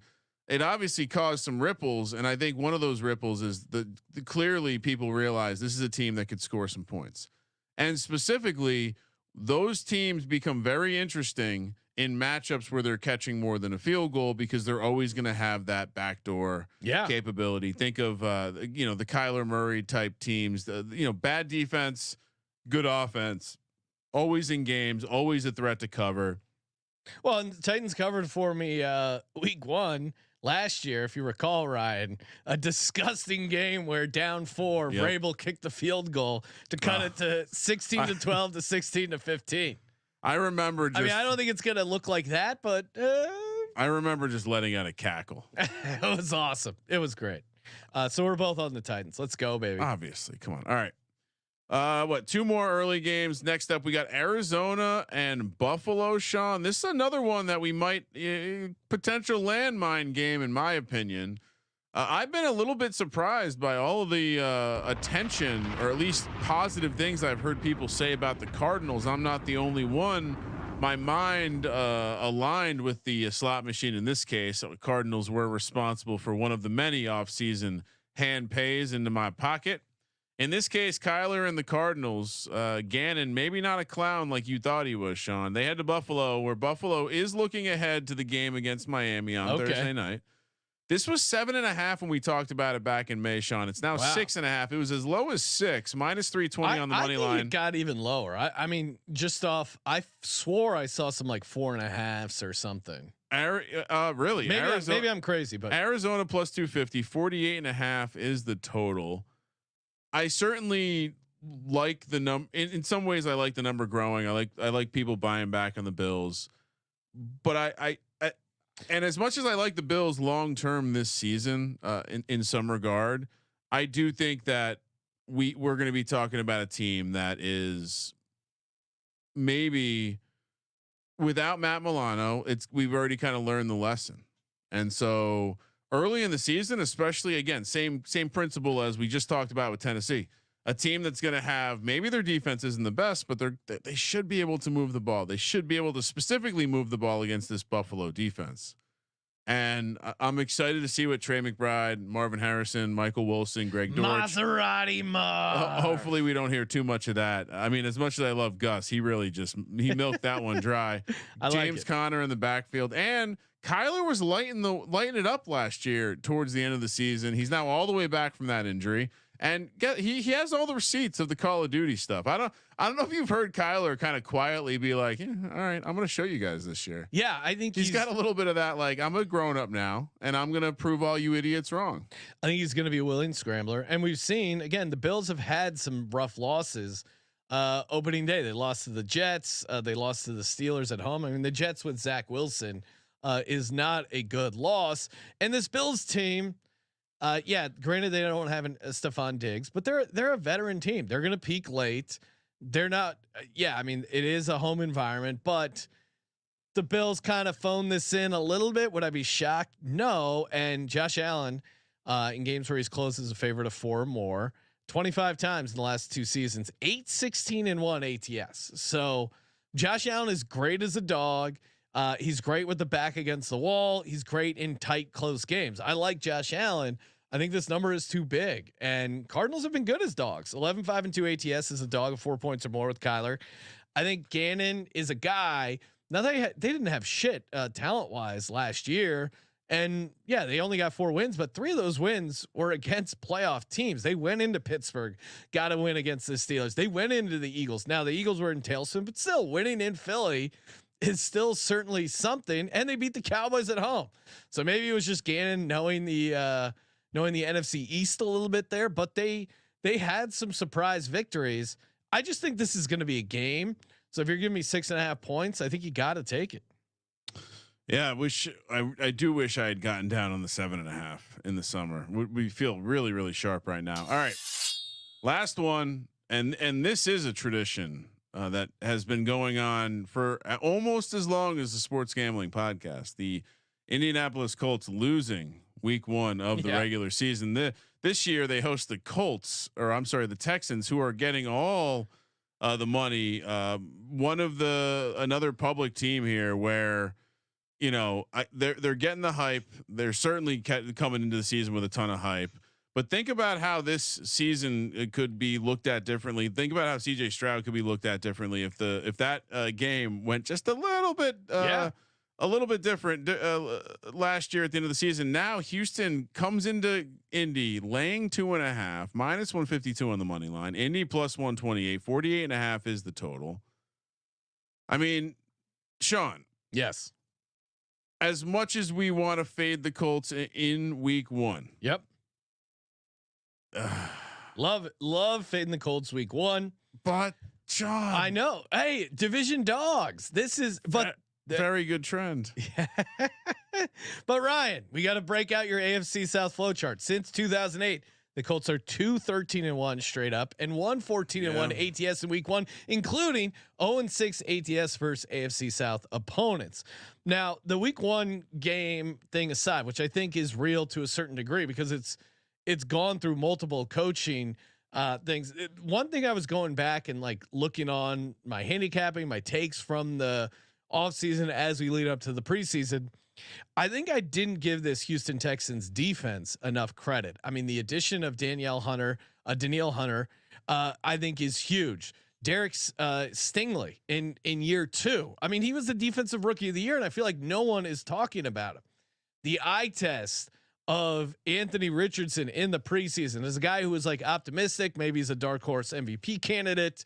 And I do think Shane Steichen is a good coach, and I don't think Indy is going to be horrible. So I'm threading the needle here, which I couldn't say that I love Anthony Richardson to do. I think he's interesting in fantasy. I think he's interesting if he's going to scramble. And I think the Colts on the back end could have a little bit of trouble. I'm worried about Stephon Diggs long-term, what he does to this chemistry, what he does to this team, but week 1, he's going to be fat and happy.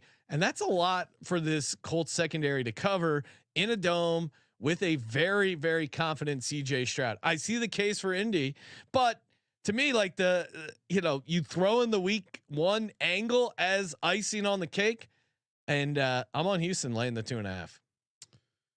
Wow. We once took the 2.5 instead of laying it, Sean. On the road, it's a little different. I'm going to stand up in front of the freight train. That is the Indianapolis Colts losing. Wow. Well, first of all, if this game ends in a tie, like it did a couple of years ago, they would cover. They would cover. 2, I do like the idea that this offense could hit them in the mouth a little bit in the same way that the Cincy New England game could have some weird Jonathan elements. Taylor might have a good game, and I'm high on him for the season. So, but D'Amico Ryans, to me, it's going to come down to turnovers, and I don't trust AR-15 to play a clean game against this defense. That's what ultimately got me on Houston. CJ Stroud, I don't know what it is. There's something about his cockiness this year that I could see, like, obviously would love if I was a fan of the team. But there's a little bit of me that's like, man, Gardner Minshew almost kept you from being in the playoffs, and then you're certainly not being discussed in the same regard.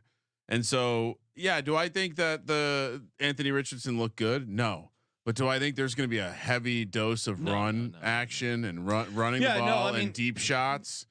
Kind of, yeah. I was looking hard at Adonai Mitchell props because playing a nice deep kind of angle there off the play action. No, and that's Steichen's. This is what's interesting when your like off-season takes kind of collide with week 1, where I'm cautiously optimistic about the Colts. I don't think they're going to win the division, maybe sneak into the playoffs. They're like right in that 8-9, 9-8 zone again. And AR-15's a tough guy to get a read on, right? We didn't get the full year out of AR-15. So some RPO stuff that Shane Steichen loves that worked really well for a young Jalen Hurts. I could see that working. I just think this Houston defense is pretty good. And I think it's not getting talked up enough. That and Pittsburgh's defense are 2 defenses that I was like, not enough people are talking about these defenses. Yeah, my counterpoint to you on the Houston defense would be, the general, when you see a defense spike, they generally tend to settle. Right, and but you then can explain around the talent they added. They brought in Danielle Hunter, and Derek Stingley year 2. I think is going to be huge. Year 3. Yeah, so. They did have the defensive rookie of the year last year as well in Will Anderson. Oh yeah, that's right. That's why I keep messing that up. But that's another good point. Will Anderson year 2.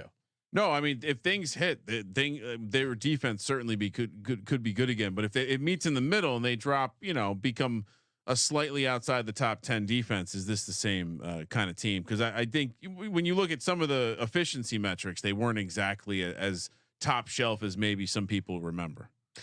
Ryan, head over to Game Time. Get yourself some NFL tickets. I know what you're thinking. Oh, it's too late. It's already week 1. No way I can find myself into a stadium. What are you talking about? Game Time is your go-to app for last minute tickets. Go to gametime.co. Use the promo code SGPN. I'm not supposed to tell you this, but I don't care. This might be the last time this promo is out there. So if you are looking to cash in, if you've been on the fence, get the tickets now. If you're committing towards 20 weeks of straight football, your wife, your girlfriend might be like, hey, what's going on? Surprise her. Do yourself a favor. Get her a ticket to whatever concerts, comedy, whatever, go to the theater. Yeah. And you don't have to tell her you saved $20 off. That's our little secret. Load up now, get a date night, pick it for a Thursday, not a Thursday night, but like not a Wednesday night. A Friday night where there's not any good college football going on. Yeah. Unless you got some action on high school football, then I understand. Wednesday night's price. Well, our show's Wednesday night and action. So plan accordingly. Tuesday night. Take a look at that football schedule, find the weak spot, and surprise her with an awesome experience. Chicks love, they love the vibe. They love the experience. They love you plan something, and you help us out. Gametime.co or download the Gametime app. Use the promo code SGPN. Get you $20 off. They like the tingly emotion of in real life experiences. They just like to see you sweat, Ryan. They want to see you putting something out there. Welcome to UAB, saying Sean giving out dating advice is what I'm here for. Yeah. Well, welcome to UAB. To me, the preemptive attacks are always the most successful when it comes to dating, relationships. If you just hey, you get flowers on birthdays or anniversaries. Okay, it's cool. You get a couple points, but the random flowers ahead of time. If you're flying out to Vegas every Friday night and you just randomly show up with some flowers, that's nice. That's off schedule. Chicks they don't adjust well to audibles. So if you get ahead of them on some of this stuff, that's where you really can rack up some points. Just saying. Scheduling a trip, really. You want no lies saying chicks hate sports betting. It is funny when you see those graphics where it's like five things chicks hate and sports betting's on the list. It's like, come on, no, they don't. They hate you watching sports, not the betting. And honestly, toss them a bone. Get them signed up in the free roll football contest. Go, hey,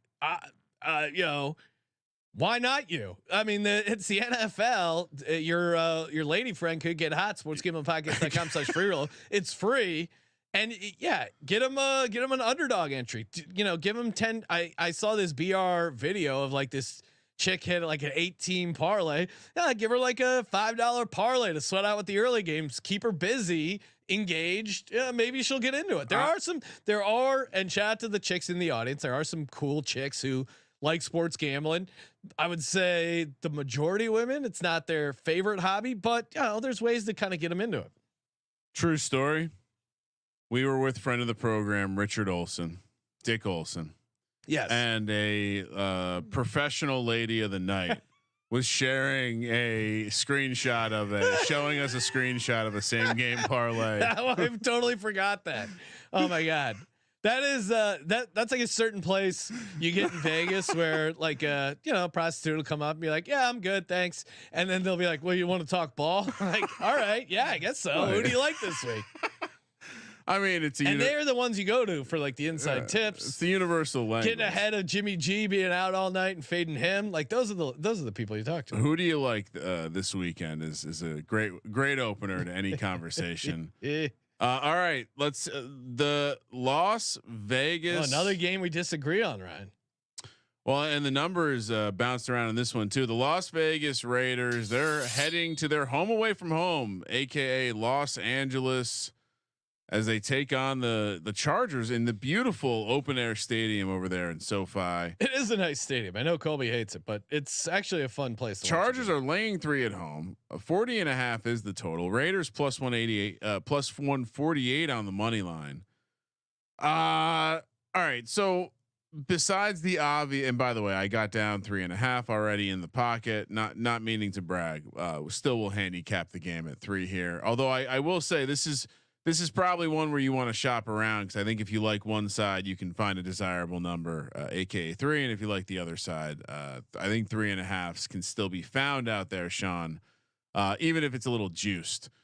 All right, so the obvious angle for why the Chargers are catching a little bit of love, and the number, although the number is reverse moving, it seems, because the bet splits tell me that the Chargers are getting more of the bets and more of the handle. And yet when I look at the spread movement, I see the opposite of that.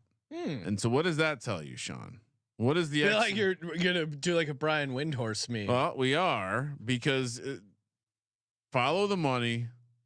Follow the money. Vegas knows something that they're moving against the dollars. That doesn't make any sense. You got Antonio Pierce calling for all Raiders to show up in the LA. Come on, they're going to have the stadium. When has that fan base mattered? Besides this is ridiculous. Besides the manager at Michael's trying to get his commission for the month, you're not going to be safe heading home tonight. When is that Raider? Yeah, I mean, yeah. If we're handicapping most likely fan base to be involved in the stabbing, Raiders are lead pipe lock. Well, in fairness, Sean, we did see an attempted stabbing at a Ravens Niners game. Yeah, he broke a bottle and said, "Who wants some of this?" It was the craziest craziest part about that, Ryan, was it was a preseason game. Yeah.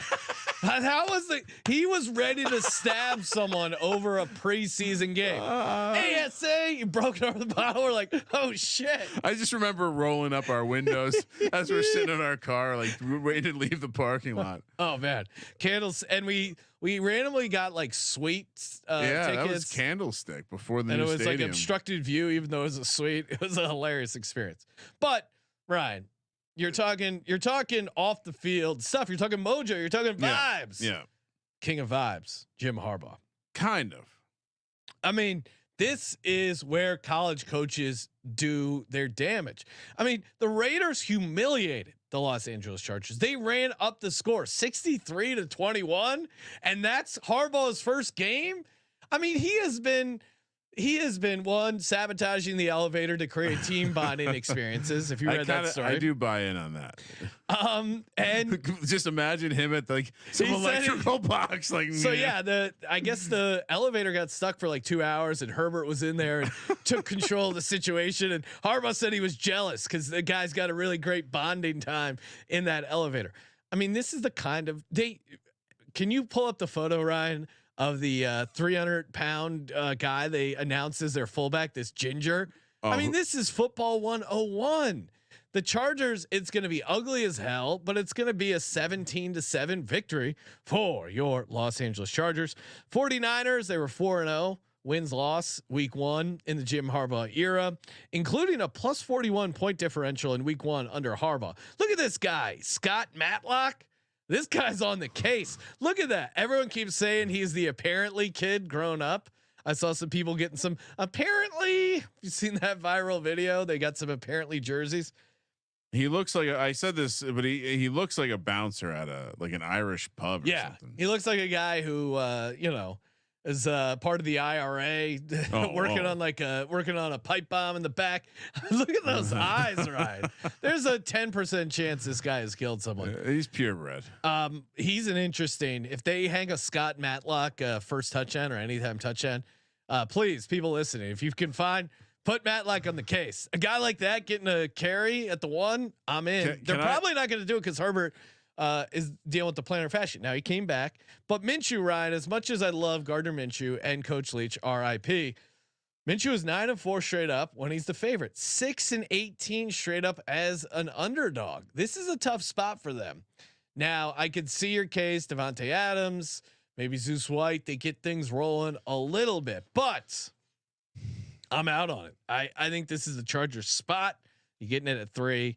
This is Harbaugh, and no offense to your Antonio Pierce, Ryan, but I think Jim Harbaugh is a much more experienced, better football head coach. Now, maybe Antonio Pierce finds his mojo. We've seen a lot of guys who have a nice run as the interim hit the wall that next season. So I'm all over Harbaugh here. Yeah. I mean, I just think you have a situation here where you have it. Maybe the Raiders don't have the highest ceiling. But I do think that Harbaugh and this Chargers team is not done with the cleansing yet. Much like we saw with Peyton, we'll see some players drop. And I think the angle that I like the best if I'm on the Chargers is that revenge angle, because that is a strong one. But yeah, I like Gardner Minshew and Minshew, and for you to fade Gardner Minshew on the weekend that Coach Leach, rest in peace, is being inducted into the Washington State Hall of Fame. I'm not fading Coach Leach. I'm fading Gardner Minshew, who is he is the walking embodiment of Coach Leach, okay. And he is leading this team of pirates down to Los Angeles to pillage the pretty boys, Justin Herbert, Mr. Harbaugh and his khakis. I will say, one of the things that I cannot wait for this weekend, and I'm a little sad I won't be in front of God's eye, so I can turn the volume up. I just want to hear them talk about what Harbaugh looks like as he's looking around the stadium, puzzled as to why there's so many Raiders fans. Right. This is a guy who got excited about guys being trapped in an elevator. Yeah. The fact that the crowd is against them. This is what Harbaugh is built for. This is his dream scenario. Oh, the crowd doesn't like us. All right, here's what we're going to do. We're going to rally around. Oh, every back's against the wall. Nobody likes us. Even our fans aren't there. All right, we're going to turn this into Chargers Nation. Come on, guys. That shit works on these guys. Come on, Brian. Come on. I do think it's crazy that the Raiders are a 3-point home dog, and I have 3.5 in my pocket. Let me remind you. D-Bet is saying who's catching the ball from Herbert, a guy named Josh Palmer, and also who needs a forward pass. I mean, did you see what he did with Colin Kaepernick? Oh boy. Do I need to bring up Colin Kaepernick? What? Just get him. He took Colin Kaepernick to a Super Bowl. Yeah, get him in the transcript. Give him his gold jacket already. One more Colin Kaepernick. Make sure the search engine sees it. Yeah, I mean, because he Colin Kaepernick.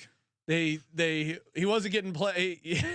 He's still interested in playing. Harbaugh offered him a coaching position. He said, "Did he turn it down?" He didn't get back to him. He said, "Why does that news never get published when he doesn't respond?" And the media wants him to play football. Meanwhile, he has no interest in playing football. Fuck off. Yeah, I mean, Blaine Gabbert beat him out for the starting job. Somehow that gets lost in the fact that before he lost his starting job before he started kneeling. Just let's remember that.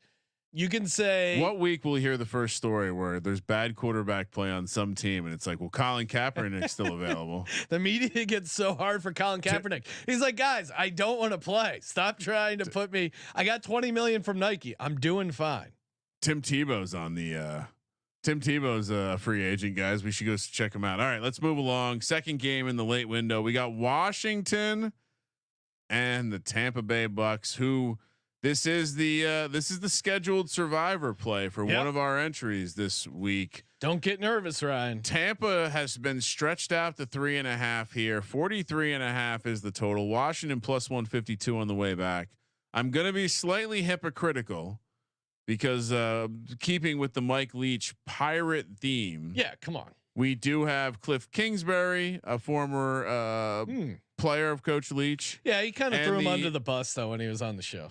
He did kind of throw him under the bus. It's like Cliff's got to figure out defense. Kind of felt like he was maybe not upholding the coaching standard that. Well, and he was annoyed because we were talking about football. Yeah, he doesn't. Coach Leach never liked to talk about football. This one, Sean, I'm sad. You know, wish I had a 3 in my pocket. Wish I had gotten more down on that 3. This was 4 though back in May, so it was interesting. Started at 4, came down to 3 because of some Jaden Daniels hype. I would imagine.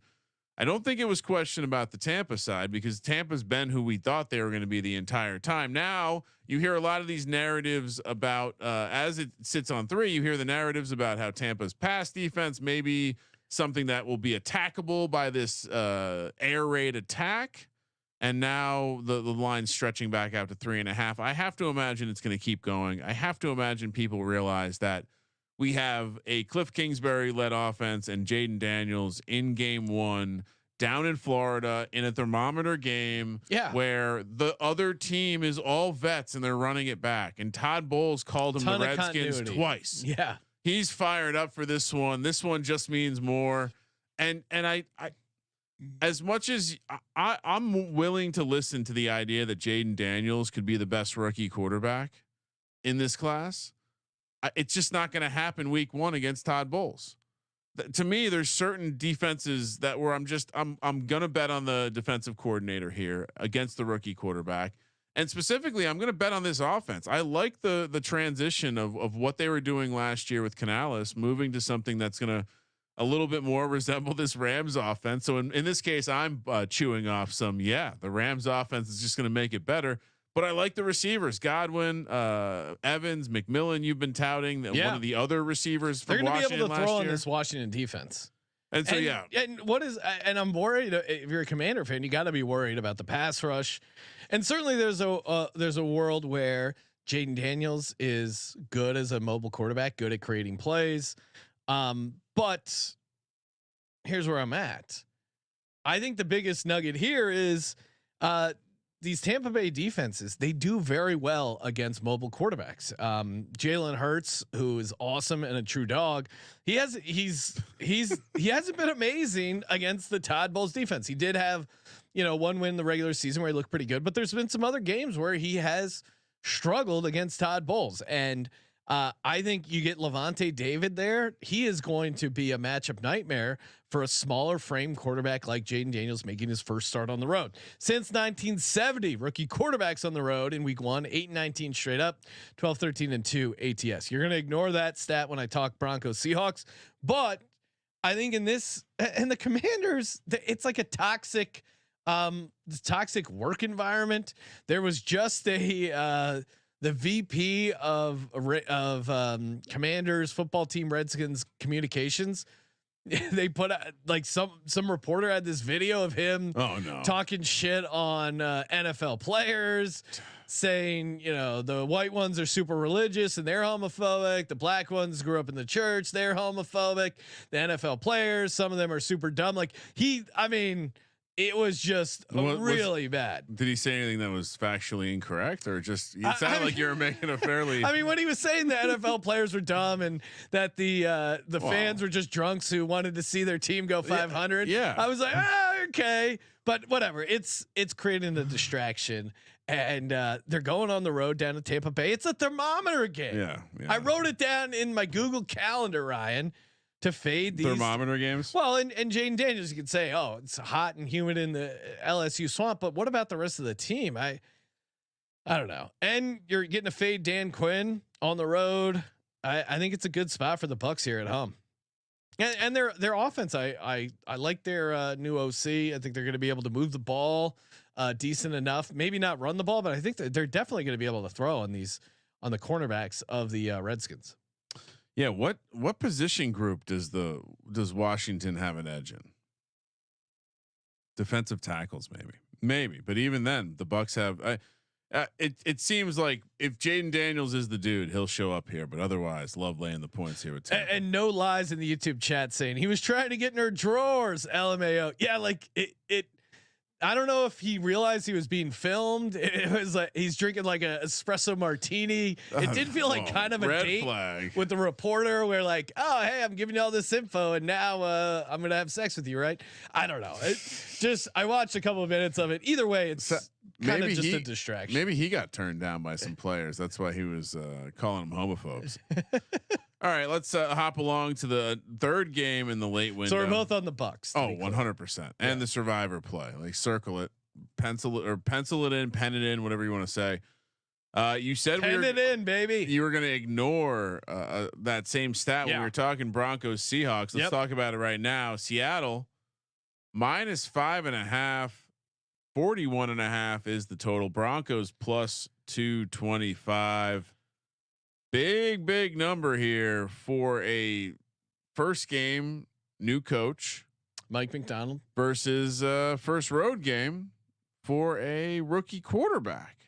Yeah, and I know what you're thinking, like, oh, you know, what's he gonna? It's Bo Nix gonna be able to show up in a stadium in the Pacific Northwest? Have you been to that Seattle stadium, Ryan? The fans are very nice, very friendly. There's going to be plenty of Ducks fans that are in that stadium that want Bo Nix to have a good game and realize Geno, not the guy. Geno as a favorite of 4 points or more, 2-7 ATS. You don't take Geno Smith as a favorite. Never. You take him when they're writing him off and he surprises people and has a decent first half of the season. They go 9-8, even though some people like Cleve TA said they would be tanking. And meanwhile, I said they would smash their win total and sink into the playoffs. I was right. Cleve TA tried to change the story. He's a hack. And Mike McDonald, a lot of questions like that Washington offense they're trying to bring in. I don't know if that really matches the skill set of the Seattle Seahawks. And I think the Broncos will actually be able to run on the Seahawks and set up play action. I think they're going to Broncos are going to surprise people. Bo Nix, if you listen to the prop show, Bo Nix anytime touchdown, I think is a live bet. 38 rushing touchdowns in college. Jaden Daniels 34, you look at the pricing, Jaden Daniels anytime touchdown +180, Bo Nix 5-1. We saw Bo Nix. I did. I watched ball. I saw him score a bunch of rushing touchdowns in Oregon, and I saw him score a rushing touchdown in the preseason game. A very easy read option play that I think they will run inside the 5. I think he's an easy one where you circle and just check his price every week. If they're making his first touchdown 25, 30-1, scoop it up.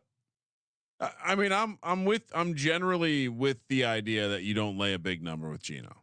I'm also with the idea that I don't know exactly if like replacing Pete Carroll with the new like. Yeah. I mean, you look at all the replacement, all the new head coaches, right? Look at their records.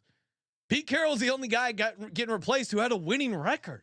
So like the bar was already set at this Pete Carroll. Pete Carroll, as much as you think some of his ways are old fashioned, the guy had won a lot of games and gave Seattle a couple, a Super Bowl and a bunch of winning seasons.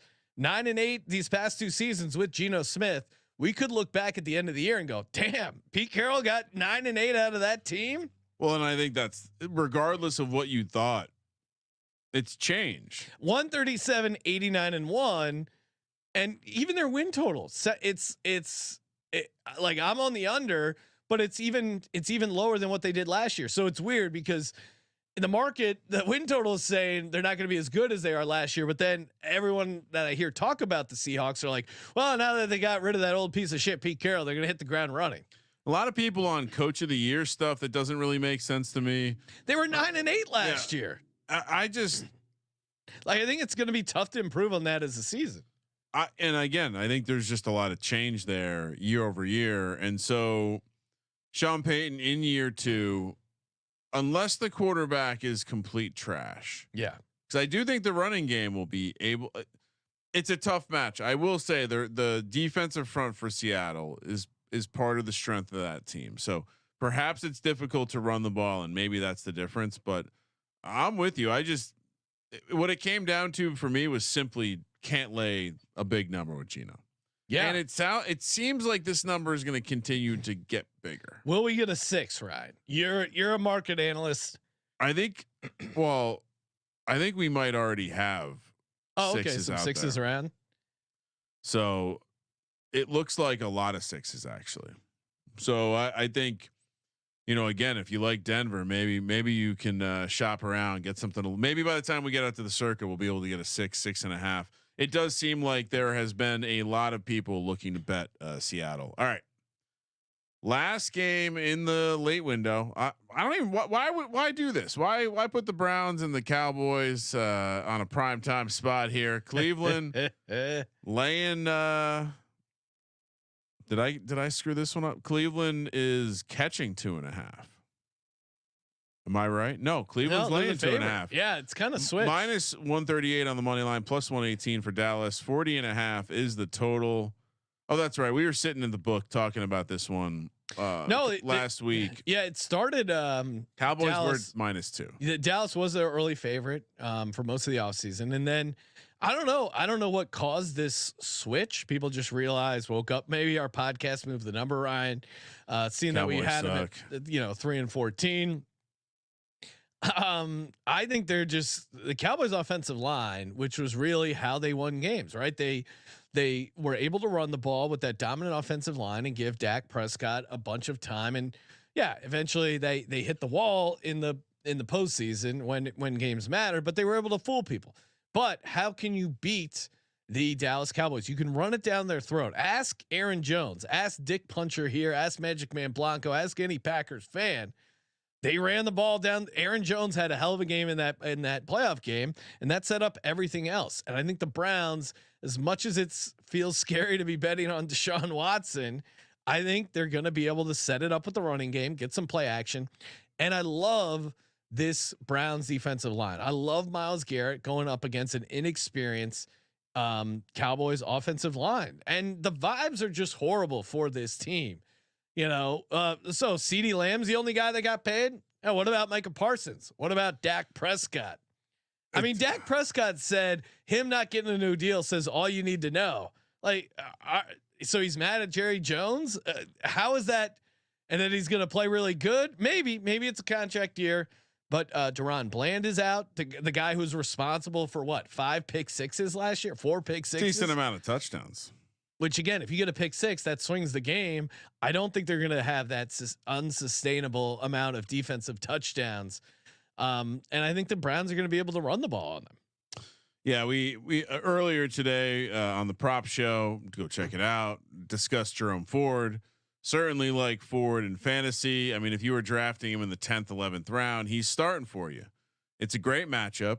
And I think on both sides, you know, you look at what that offensive line for the Cowboys could be against this Cleveland pass rush. We discussed on the team preview, Sean, the home road splits for this defense. I certainly think they could eat. We could be talking about a situation where my Dak Prescott, most interceptions in the league, bet is off to a great start. Maybe a sack fumble or two. Yeah, I mean, again, my bias aside against the Cowboys, I think that offensive line versus the Browns defensive line. Huge If this game was in Dallas, I might be taking the Cowboys, Ryan, because that's how much better. I look at every game individually. I don't have any biases. That's how much better I think the Browns defense is at home. Look at the Browns home road split defensively. We had Big Play Dave on, and shout out to the Big Play Network. If you're a Cleveland or Ohio fan, they got more content coming out their ass. They got Jameis Winston added their network. That's awesome. Man, shout out to the Big Play guys. We are so close to getting Jameis on the show. Very close. So close. One day. Yeah, no, I mean, fade the Cowboys also. Yeah. That trumps it. A little bit worse. The thing that will almost make I don't like betting on Deshaun Watson as a favorite. I don't. How many plays do we get to see Jameis play in this game? I will say this: what almost made me take the Cowboys, Deshaun Watson, the fact that Callahan left to go coach with his son down in Tennessee, and their offensive line is banged up. No longer the offensive line coach. You got to imagine they should be able to keep the structure in place going for at least a season. All right, Sean. Sunday Night Football, hell of a matchup, taking us back to the postseason. I'm sure Derek, can't wait to talk to Derek about this one. Going to be hyped. The Lions, a little rematch with the Los Angeles Rams. Detroit laying 3.5, 51.5 is the total, plus 160 for the Rams on the money line. Other than the fact that this would be the most obvious gut punch to a city that hasn't won shit, but seems to be feeling pretty good about themselves. Talking with Big Balls a couple weeks ago, he seemed very excited and nervous all at the same time. Well, he didn't. You could tell he felt. And shout out to our buddy. Too much confidence was bad. He knew. Yeah, just the lines with expectations. Yeah. Even last year, I think we were a bit skeptical. Like, hey, you guys finished strong. Prove it. They did. They got into the playoffs. They got that playoff win monkey off their back. But now it's expectation time for the Detroit Lions. Yes. Yeah, everyone's picking them to win the NFC. They're dark horse. Not even a dark horse anymore. They're just a regular horse. I think is what's scary about this Detroit Lions team. And you could maybe talk me in to taking the Rams and the points as I did in the playoffs, but Jared Goff is elite in week 1, 7-0 ATS. I'm not going to fade that. Rams are missing their left tackle, Alric Jackson, for unknown reasons. Very, very weird. Sean McVay and the reasons. Sean McVay and the Rams are good in week 1. So we do have that and obviously no Aaron Donald, which is, you know, I'm not totally out on the Rams, but if that defense isn't quite as good, not having Aaron Donald certainly is there. Puka Nacua is banged up, and this Rams team, they're a super old veteran team who feels probably kind of okay starting a little slow. And that it comes down to me, that Detroit offensive line is elite. Yeah. They're going and it's an offensive line that's going to go against a bunch of young players. I mean, you think about the rookies and second year guys on the line, and just in general, the offense for Detroit's offense versus the Rams defense is a much bigger mismatch than this point spread is indicating. What scares me is that the Rams, like some of the teams we talked about, the Cardinals, the Texans, they're going to be able to move the ball, I think, on this Detroit defense as well. I think they maybe they. No, and I think this game could be a lot like that other game where it's going to be close. But I think the Rams missing their left tackle. You know, Detroit's offensive line looking a little better. There is a version where Detroit's pass rush is able to overwhelm this offensive line, and if that happens, it's no contest. I just think the juice that they're going to get from this building. Yeah. And Derek pointed that out. He goes, Detroit on a late game where they can sit around drinking all day. It's going to be electric. Any sort of sympathy they had for a Matt Stafford return is completely gone. Yeah, it's they're worn just off. locked in kill mode. And I also think there's maybe the Rams aren't that, maybe the Rams are really bad on defense. Like it. Yeah, I don't know. I don't know about really bad. And they're Well, what was the spread when they played this game in the playoffs? It's exactly the same. And Aaron Donald is definitely worth. He's points. worth a half a point. I mean, and Puka Nacua is not healthy. At least a half a point. Puka Nacua is not healthy. Puka Nacua might be worth half a point. Aaron Donald is worth like a point. Probably, and a half. So to me, there's just and they're no left tackle. Let's suspended. Adjust. All right, Sean. Monday night we will be back in Los Angeles again. We'll be live, even though we're in Vegas. We'll be live Sunday night, recapping, doing some Monday night props. So if you want to hear some Monday night props, definitely tune into that. We got the Jets, we got the Niners. Our hero returns to his homeland to take on his childhood team as the 49ers back to 4.5. Sean, 43.5 is the total. A +168 for the Jets. This is a game that also has bounced around. This is probably the biggest game where we would say, well, these holdouts really screwed with our market here. I think the number got as big as 6. I honestly never bet these spread games in June, but man, this is one that we were looking at like, man, the Jets are a real big number here. Came all the way down to 3.5 when it looked like they may actually be missing some starters due to holdouts, but they both got signed. The receiver Ayuk, the lineman Big Trent, and numbers floating back to 4.5. I imagine it keeps continuing to grow as we get closer to kickoff. Because why wouldn't it? It should get back to where it went originally when everything was assumed to be good. And the Jets seem like they're healthy on the way in. Not much news actually coming out of New York land, which is slightly quiet. Well, the whole Hassan Reddick thing. Sure, but I'm talking the offense, like Aaron Rodgers in the offense. The Hassan Reddick thing is in the same level as the Judon thing. Like, how do you trade for a guy and not know he wants a contract and then not get the contract done? As much as I am celebrating Howie Roseman for not having to deal with this, I think as a Jets backer, which I will be in this game, I obviously would have liked to see Hassan Reddick out there. Now maybe there is some miracle where he can get out there, but at this point, like, what kind of shape are you in? Do you know the playbook? I mean, I know you're a pass rusher and it's fairly simple, but still, like, he's signing Jets helmets. I do think he will eventually be back. If I had to guess, I would actually bet that he plays, but it's going to be a limited number of snaps would be my take on it. But to me, the reaction to the number with Trent Williams being back is interesting because it wasn't just his position that looked so horrible in the preseason. I know it's a link game and losing your best link definitely affects all the rest, but the Niners offensive line did not look like a unit that had any sort of opportunity to even be above average to start the year. So if Brock Purdy struggles the way that he struggled, and I don't want to. I know you've already broken the news about Christian McCaffrey. You didn't say which week it would happen. McStrained Caffrey or Christian Strained McCaffrey. There you go. There we go. Christian Strained McCaffrey. Chris Strain McCaffrey. Yeah, he's just coming back a strained calf. That's not something that will most certainly re-aggravate itself. Ayuk was holding out for a while. I'm sure that won't. No, and Katie herself, Katie Mox, check her out on the CBS pregame show. She even pointed out Debo struggled with that season when he held out, and he even Ayuk goes, I made these 3 weeks way harder than it had to be, and I don't know. I didn't get the vibe that he was out there running through ladders and being tip top shape conditioning wise. And he's going to go up against Sauce Gardner. There's a lot of great talent on that defense, including the defensive front. Now, a little bit better if they get Hassan Reddick out there, but I think the defense will be able to keep them in this game. And Aaron Rodgers, man, he's got to show up here.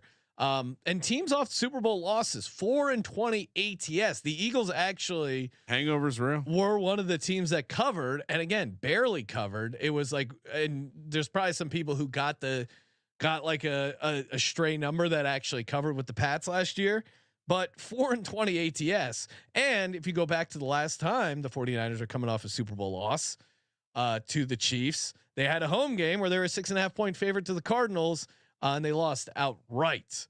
So yeah, it's the Jets. It's always scary betting the Jets, but Monday Night Football dogs have been great in week 1, 29-12-1 ATS since 1998. But matchup wise, I think this is just going to be a tough out for this 49ers team. I think the Jets are for real, at least early. Magic Man wants to know: does he take the over a half passing yard for Yes. Aaron Rodgers? Shout out to Underdog who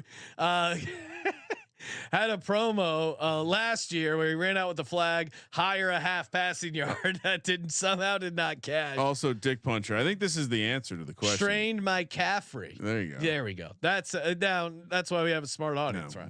The writing room is always working. Hashtag Legends only. So we're both on the Jets. I think here. we're both on the Jets here. Okay. Easy enough, and time to close it out with Happy birthday. the lock, dog, tease, and bonus lock. We'll also be talking Circa Survivor, Circa Millions. Kramer, do you want to go first? To get to. Yeah. So all right. So what we do the lock, dog, tease, then we do the Circa picks. Yes. Okay. Well, I've already got these tickets in my pocket, so we might as well just continue down. Tennessee plus 4.5, lock number 1. Okay. Get your lock there. I'll take a lock right there. I have some options here, but I think I'm just gonna make lock number 2. Yeah, give me the Steelers plus 3.5, and then for the dog, we're gonna take the Raiders. I do have that number. I do have a 3.5 as well. If you were wondering, I know I mentioned it a couple times, but pretty awesome. All right, tease. Yes. Giants plus 7.5. Oh no, right? Yes, sir. Oh no. Colts plus 8.5. Hold on. I'm doing all the correct. Okay, Indy teases plus 8.5. Wong would be proud so far, and then give me the Jets plus 10.5. Yeah, that feels like.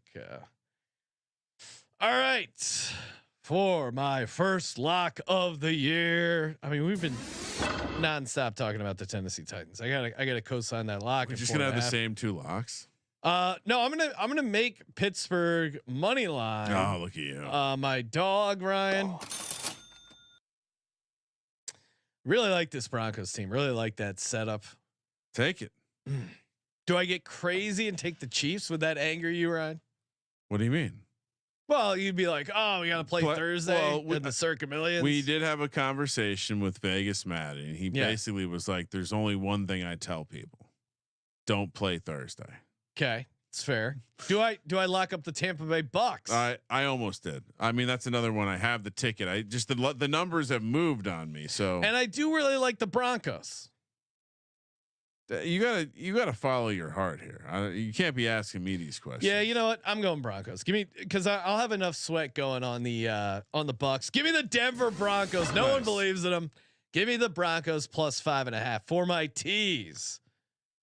All right. So you're not going to take the Giants plus 7.5? No, not any chance. It's an interesting tease week because I kind of like some of these. All right, Arizona up to 12.5.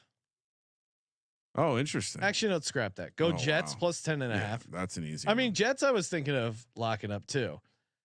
Jets plus 10.5. Do I tease the Patriots? No, that's stupid. No, that would be that's not smart. I'll take the Steelers up to 9.5. Okay. I mean, I think they win obviously, and that might be a team I look to please. I was interacting with a listener in London. And he was saying him and his buddy always do a lock, dog, tease, and please, Ryan. So if we want to get real serious, maybe we swap the tease out for a pleaser. Well, I think we can add a pleaser. Okay. I mean, this is actually a great week for it because 3.5 wraps around perfectly in these pleaser cards, especially in Vegas. So, you want to do something. And I'm going to tease through 0. Give me the Cleveland Browns plus 3.5. I know you're not supposed to do it, but Jesus. I don't think they get their ass kicked at home.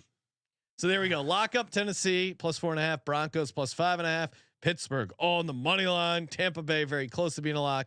Tennessee plus 4.5, Pittsburgh plus 3.5, Raiders money line for Kramer. So we already have our sheet. We're sticking to it.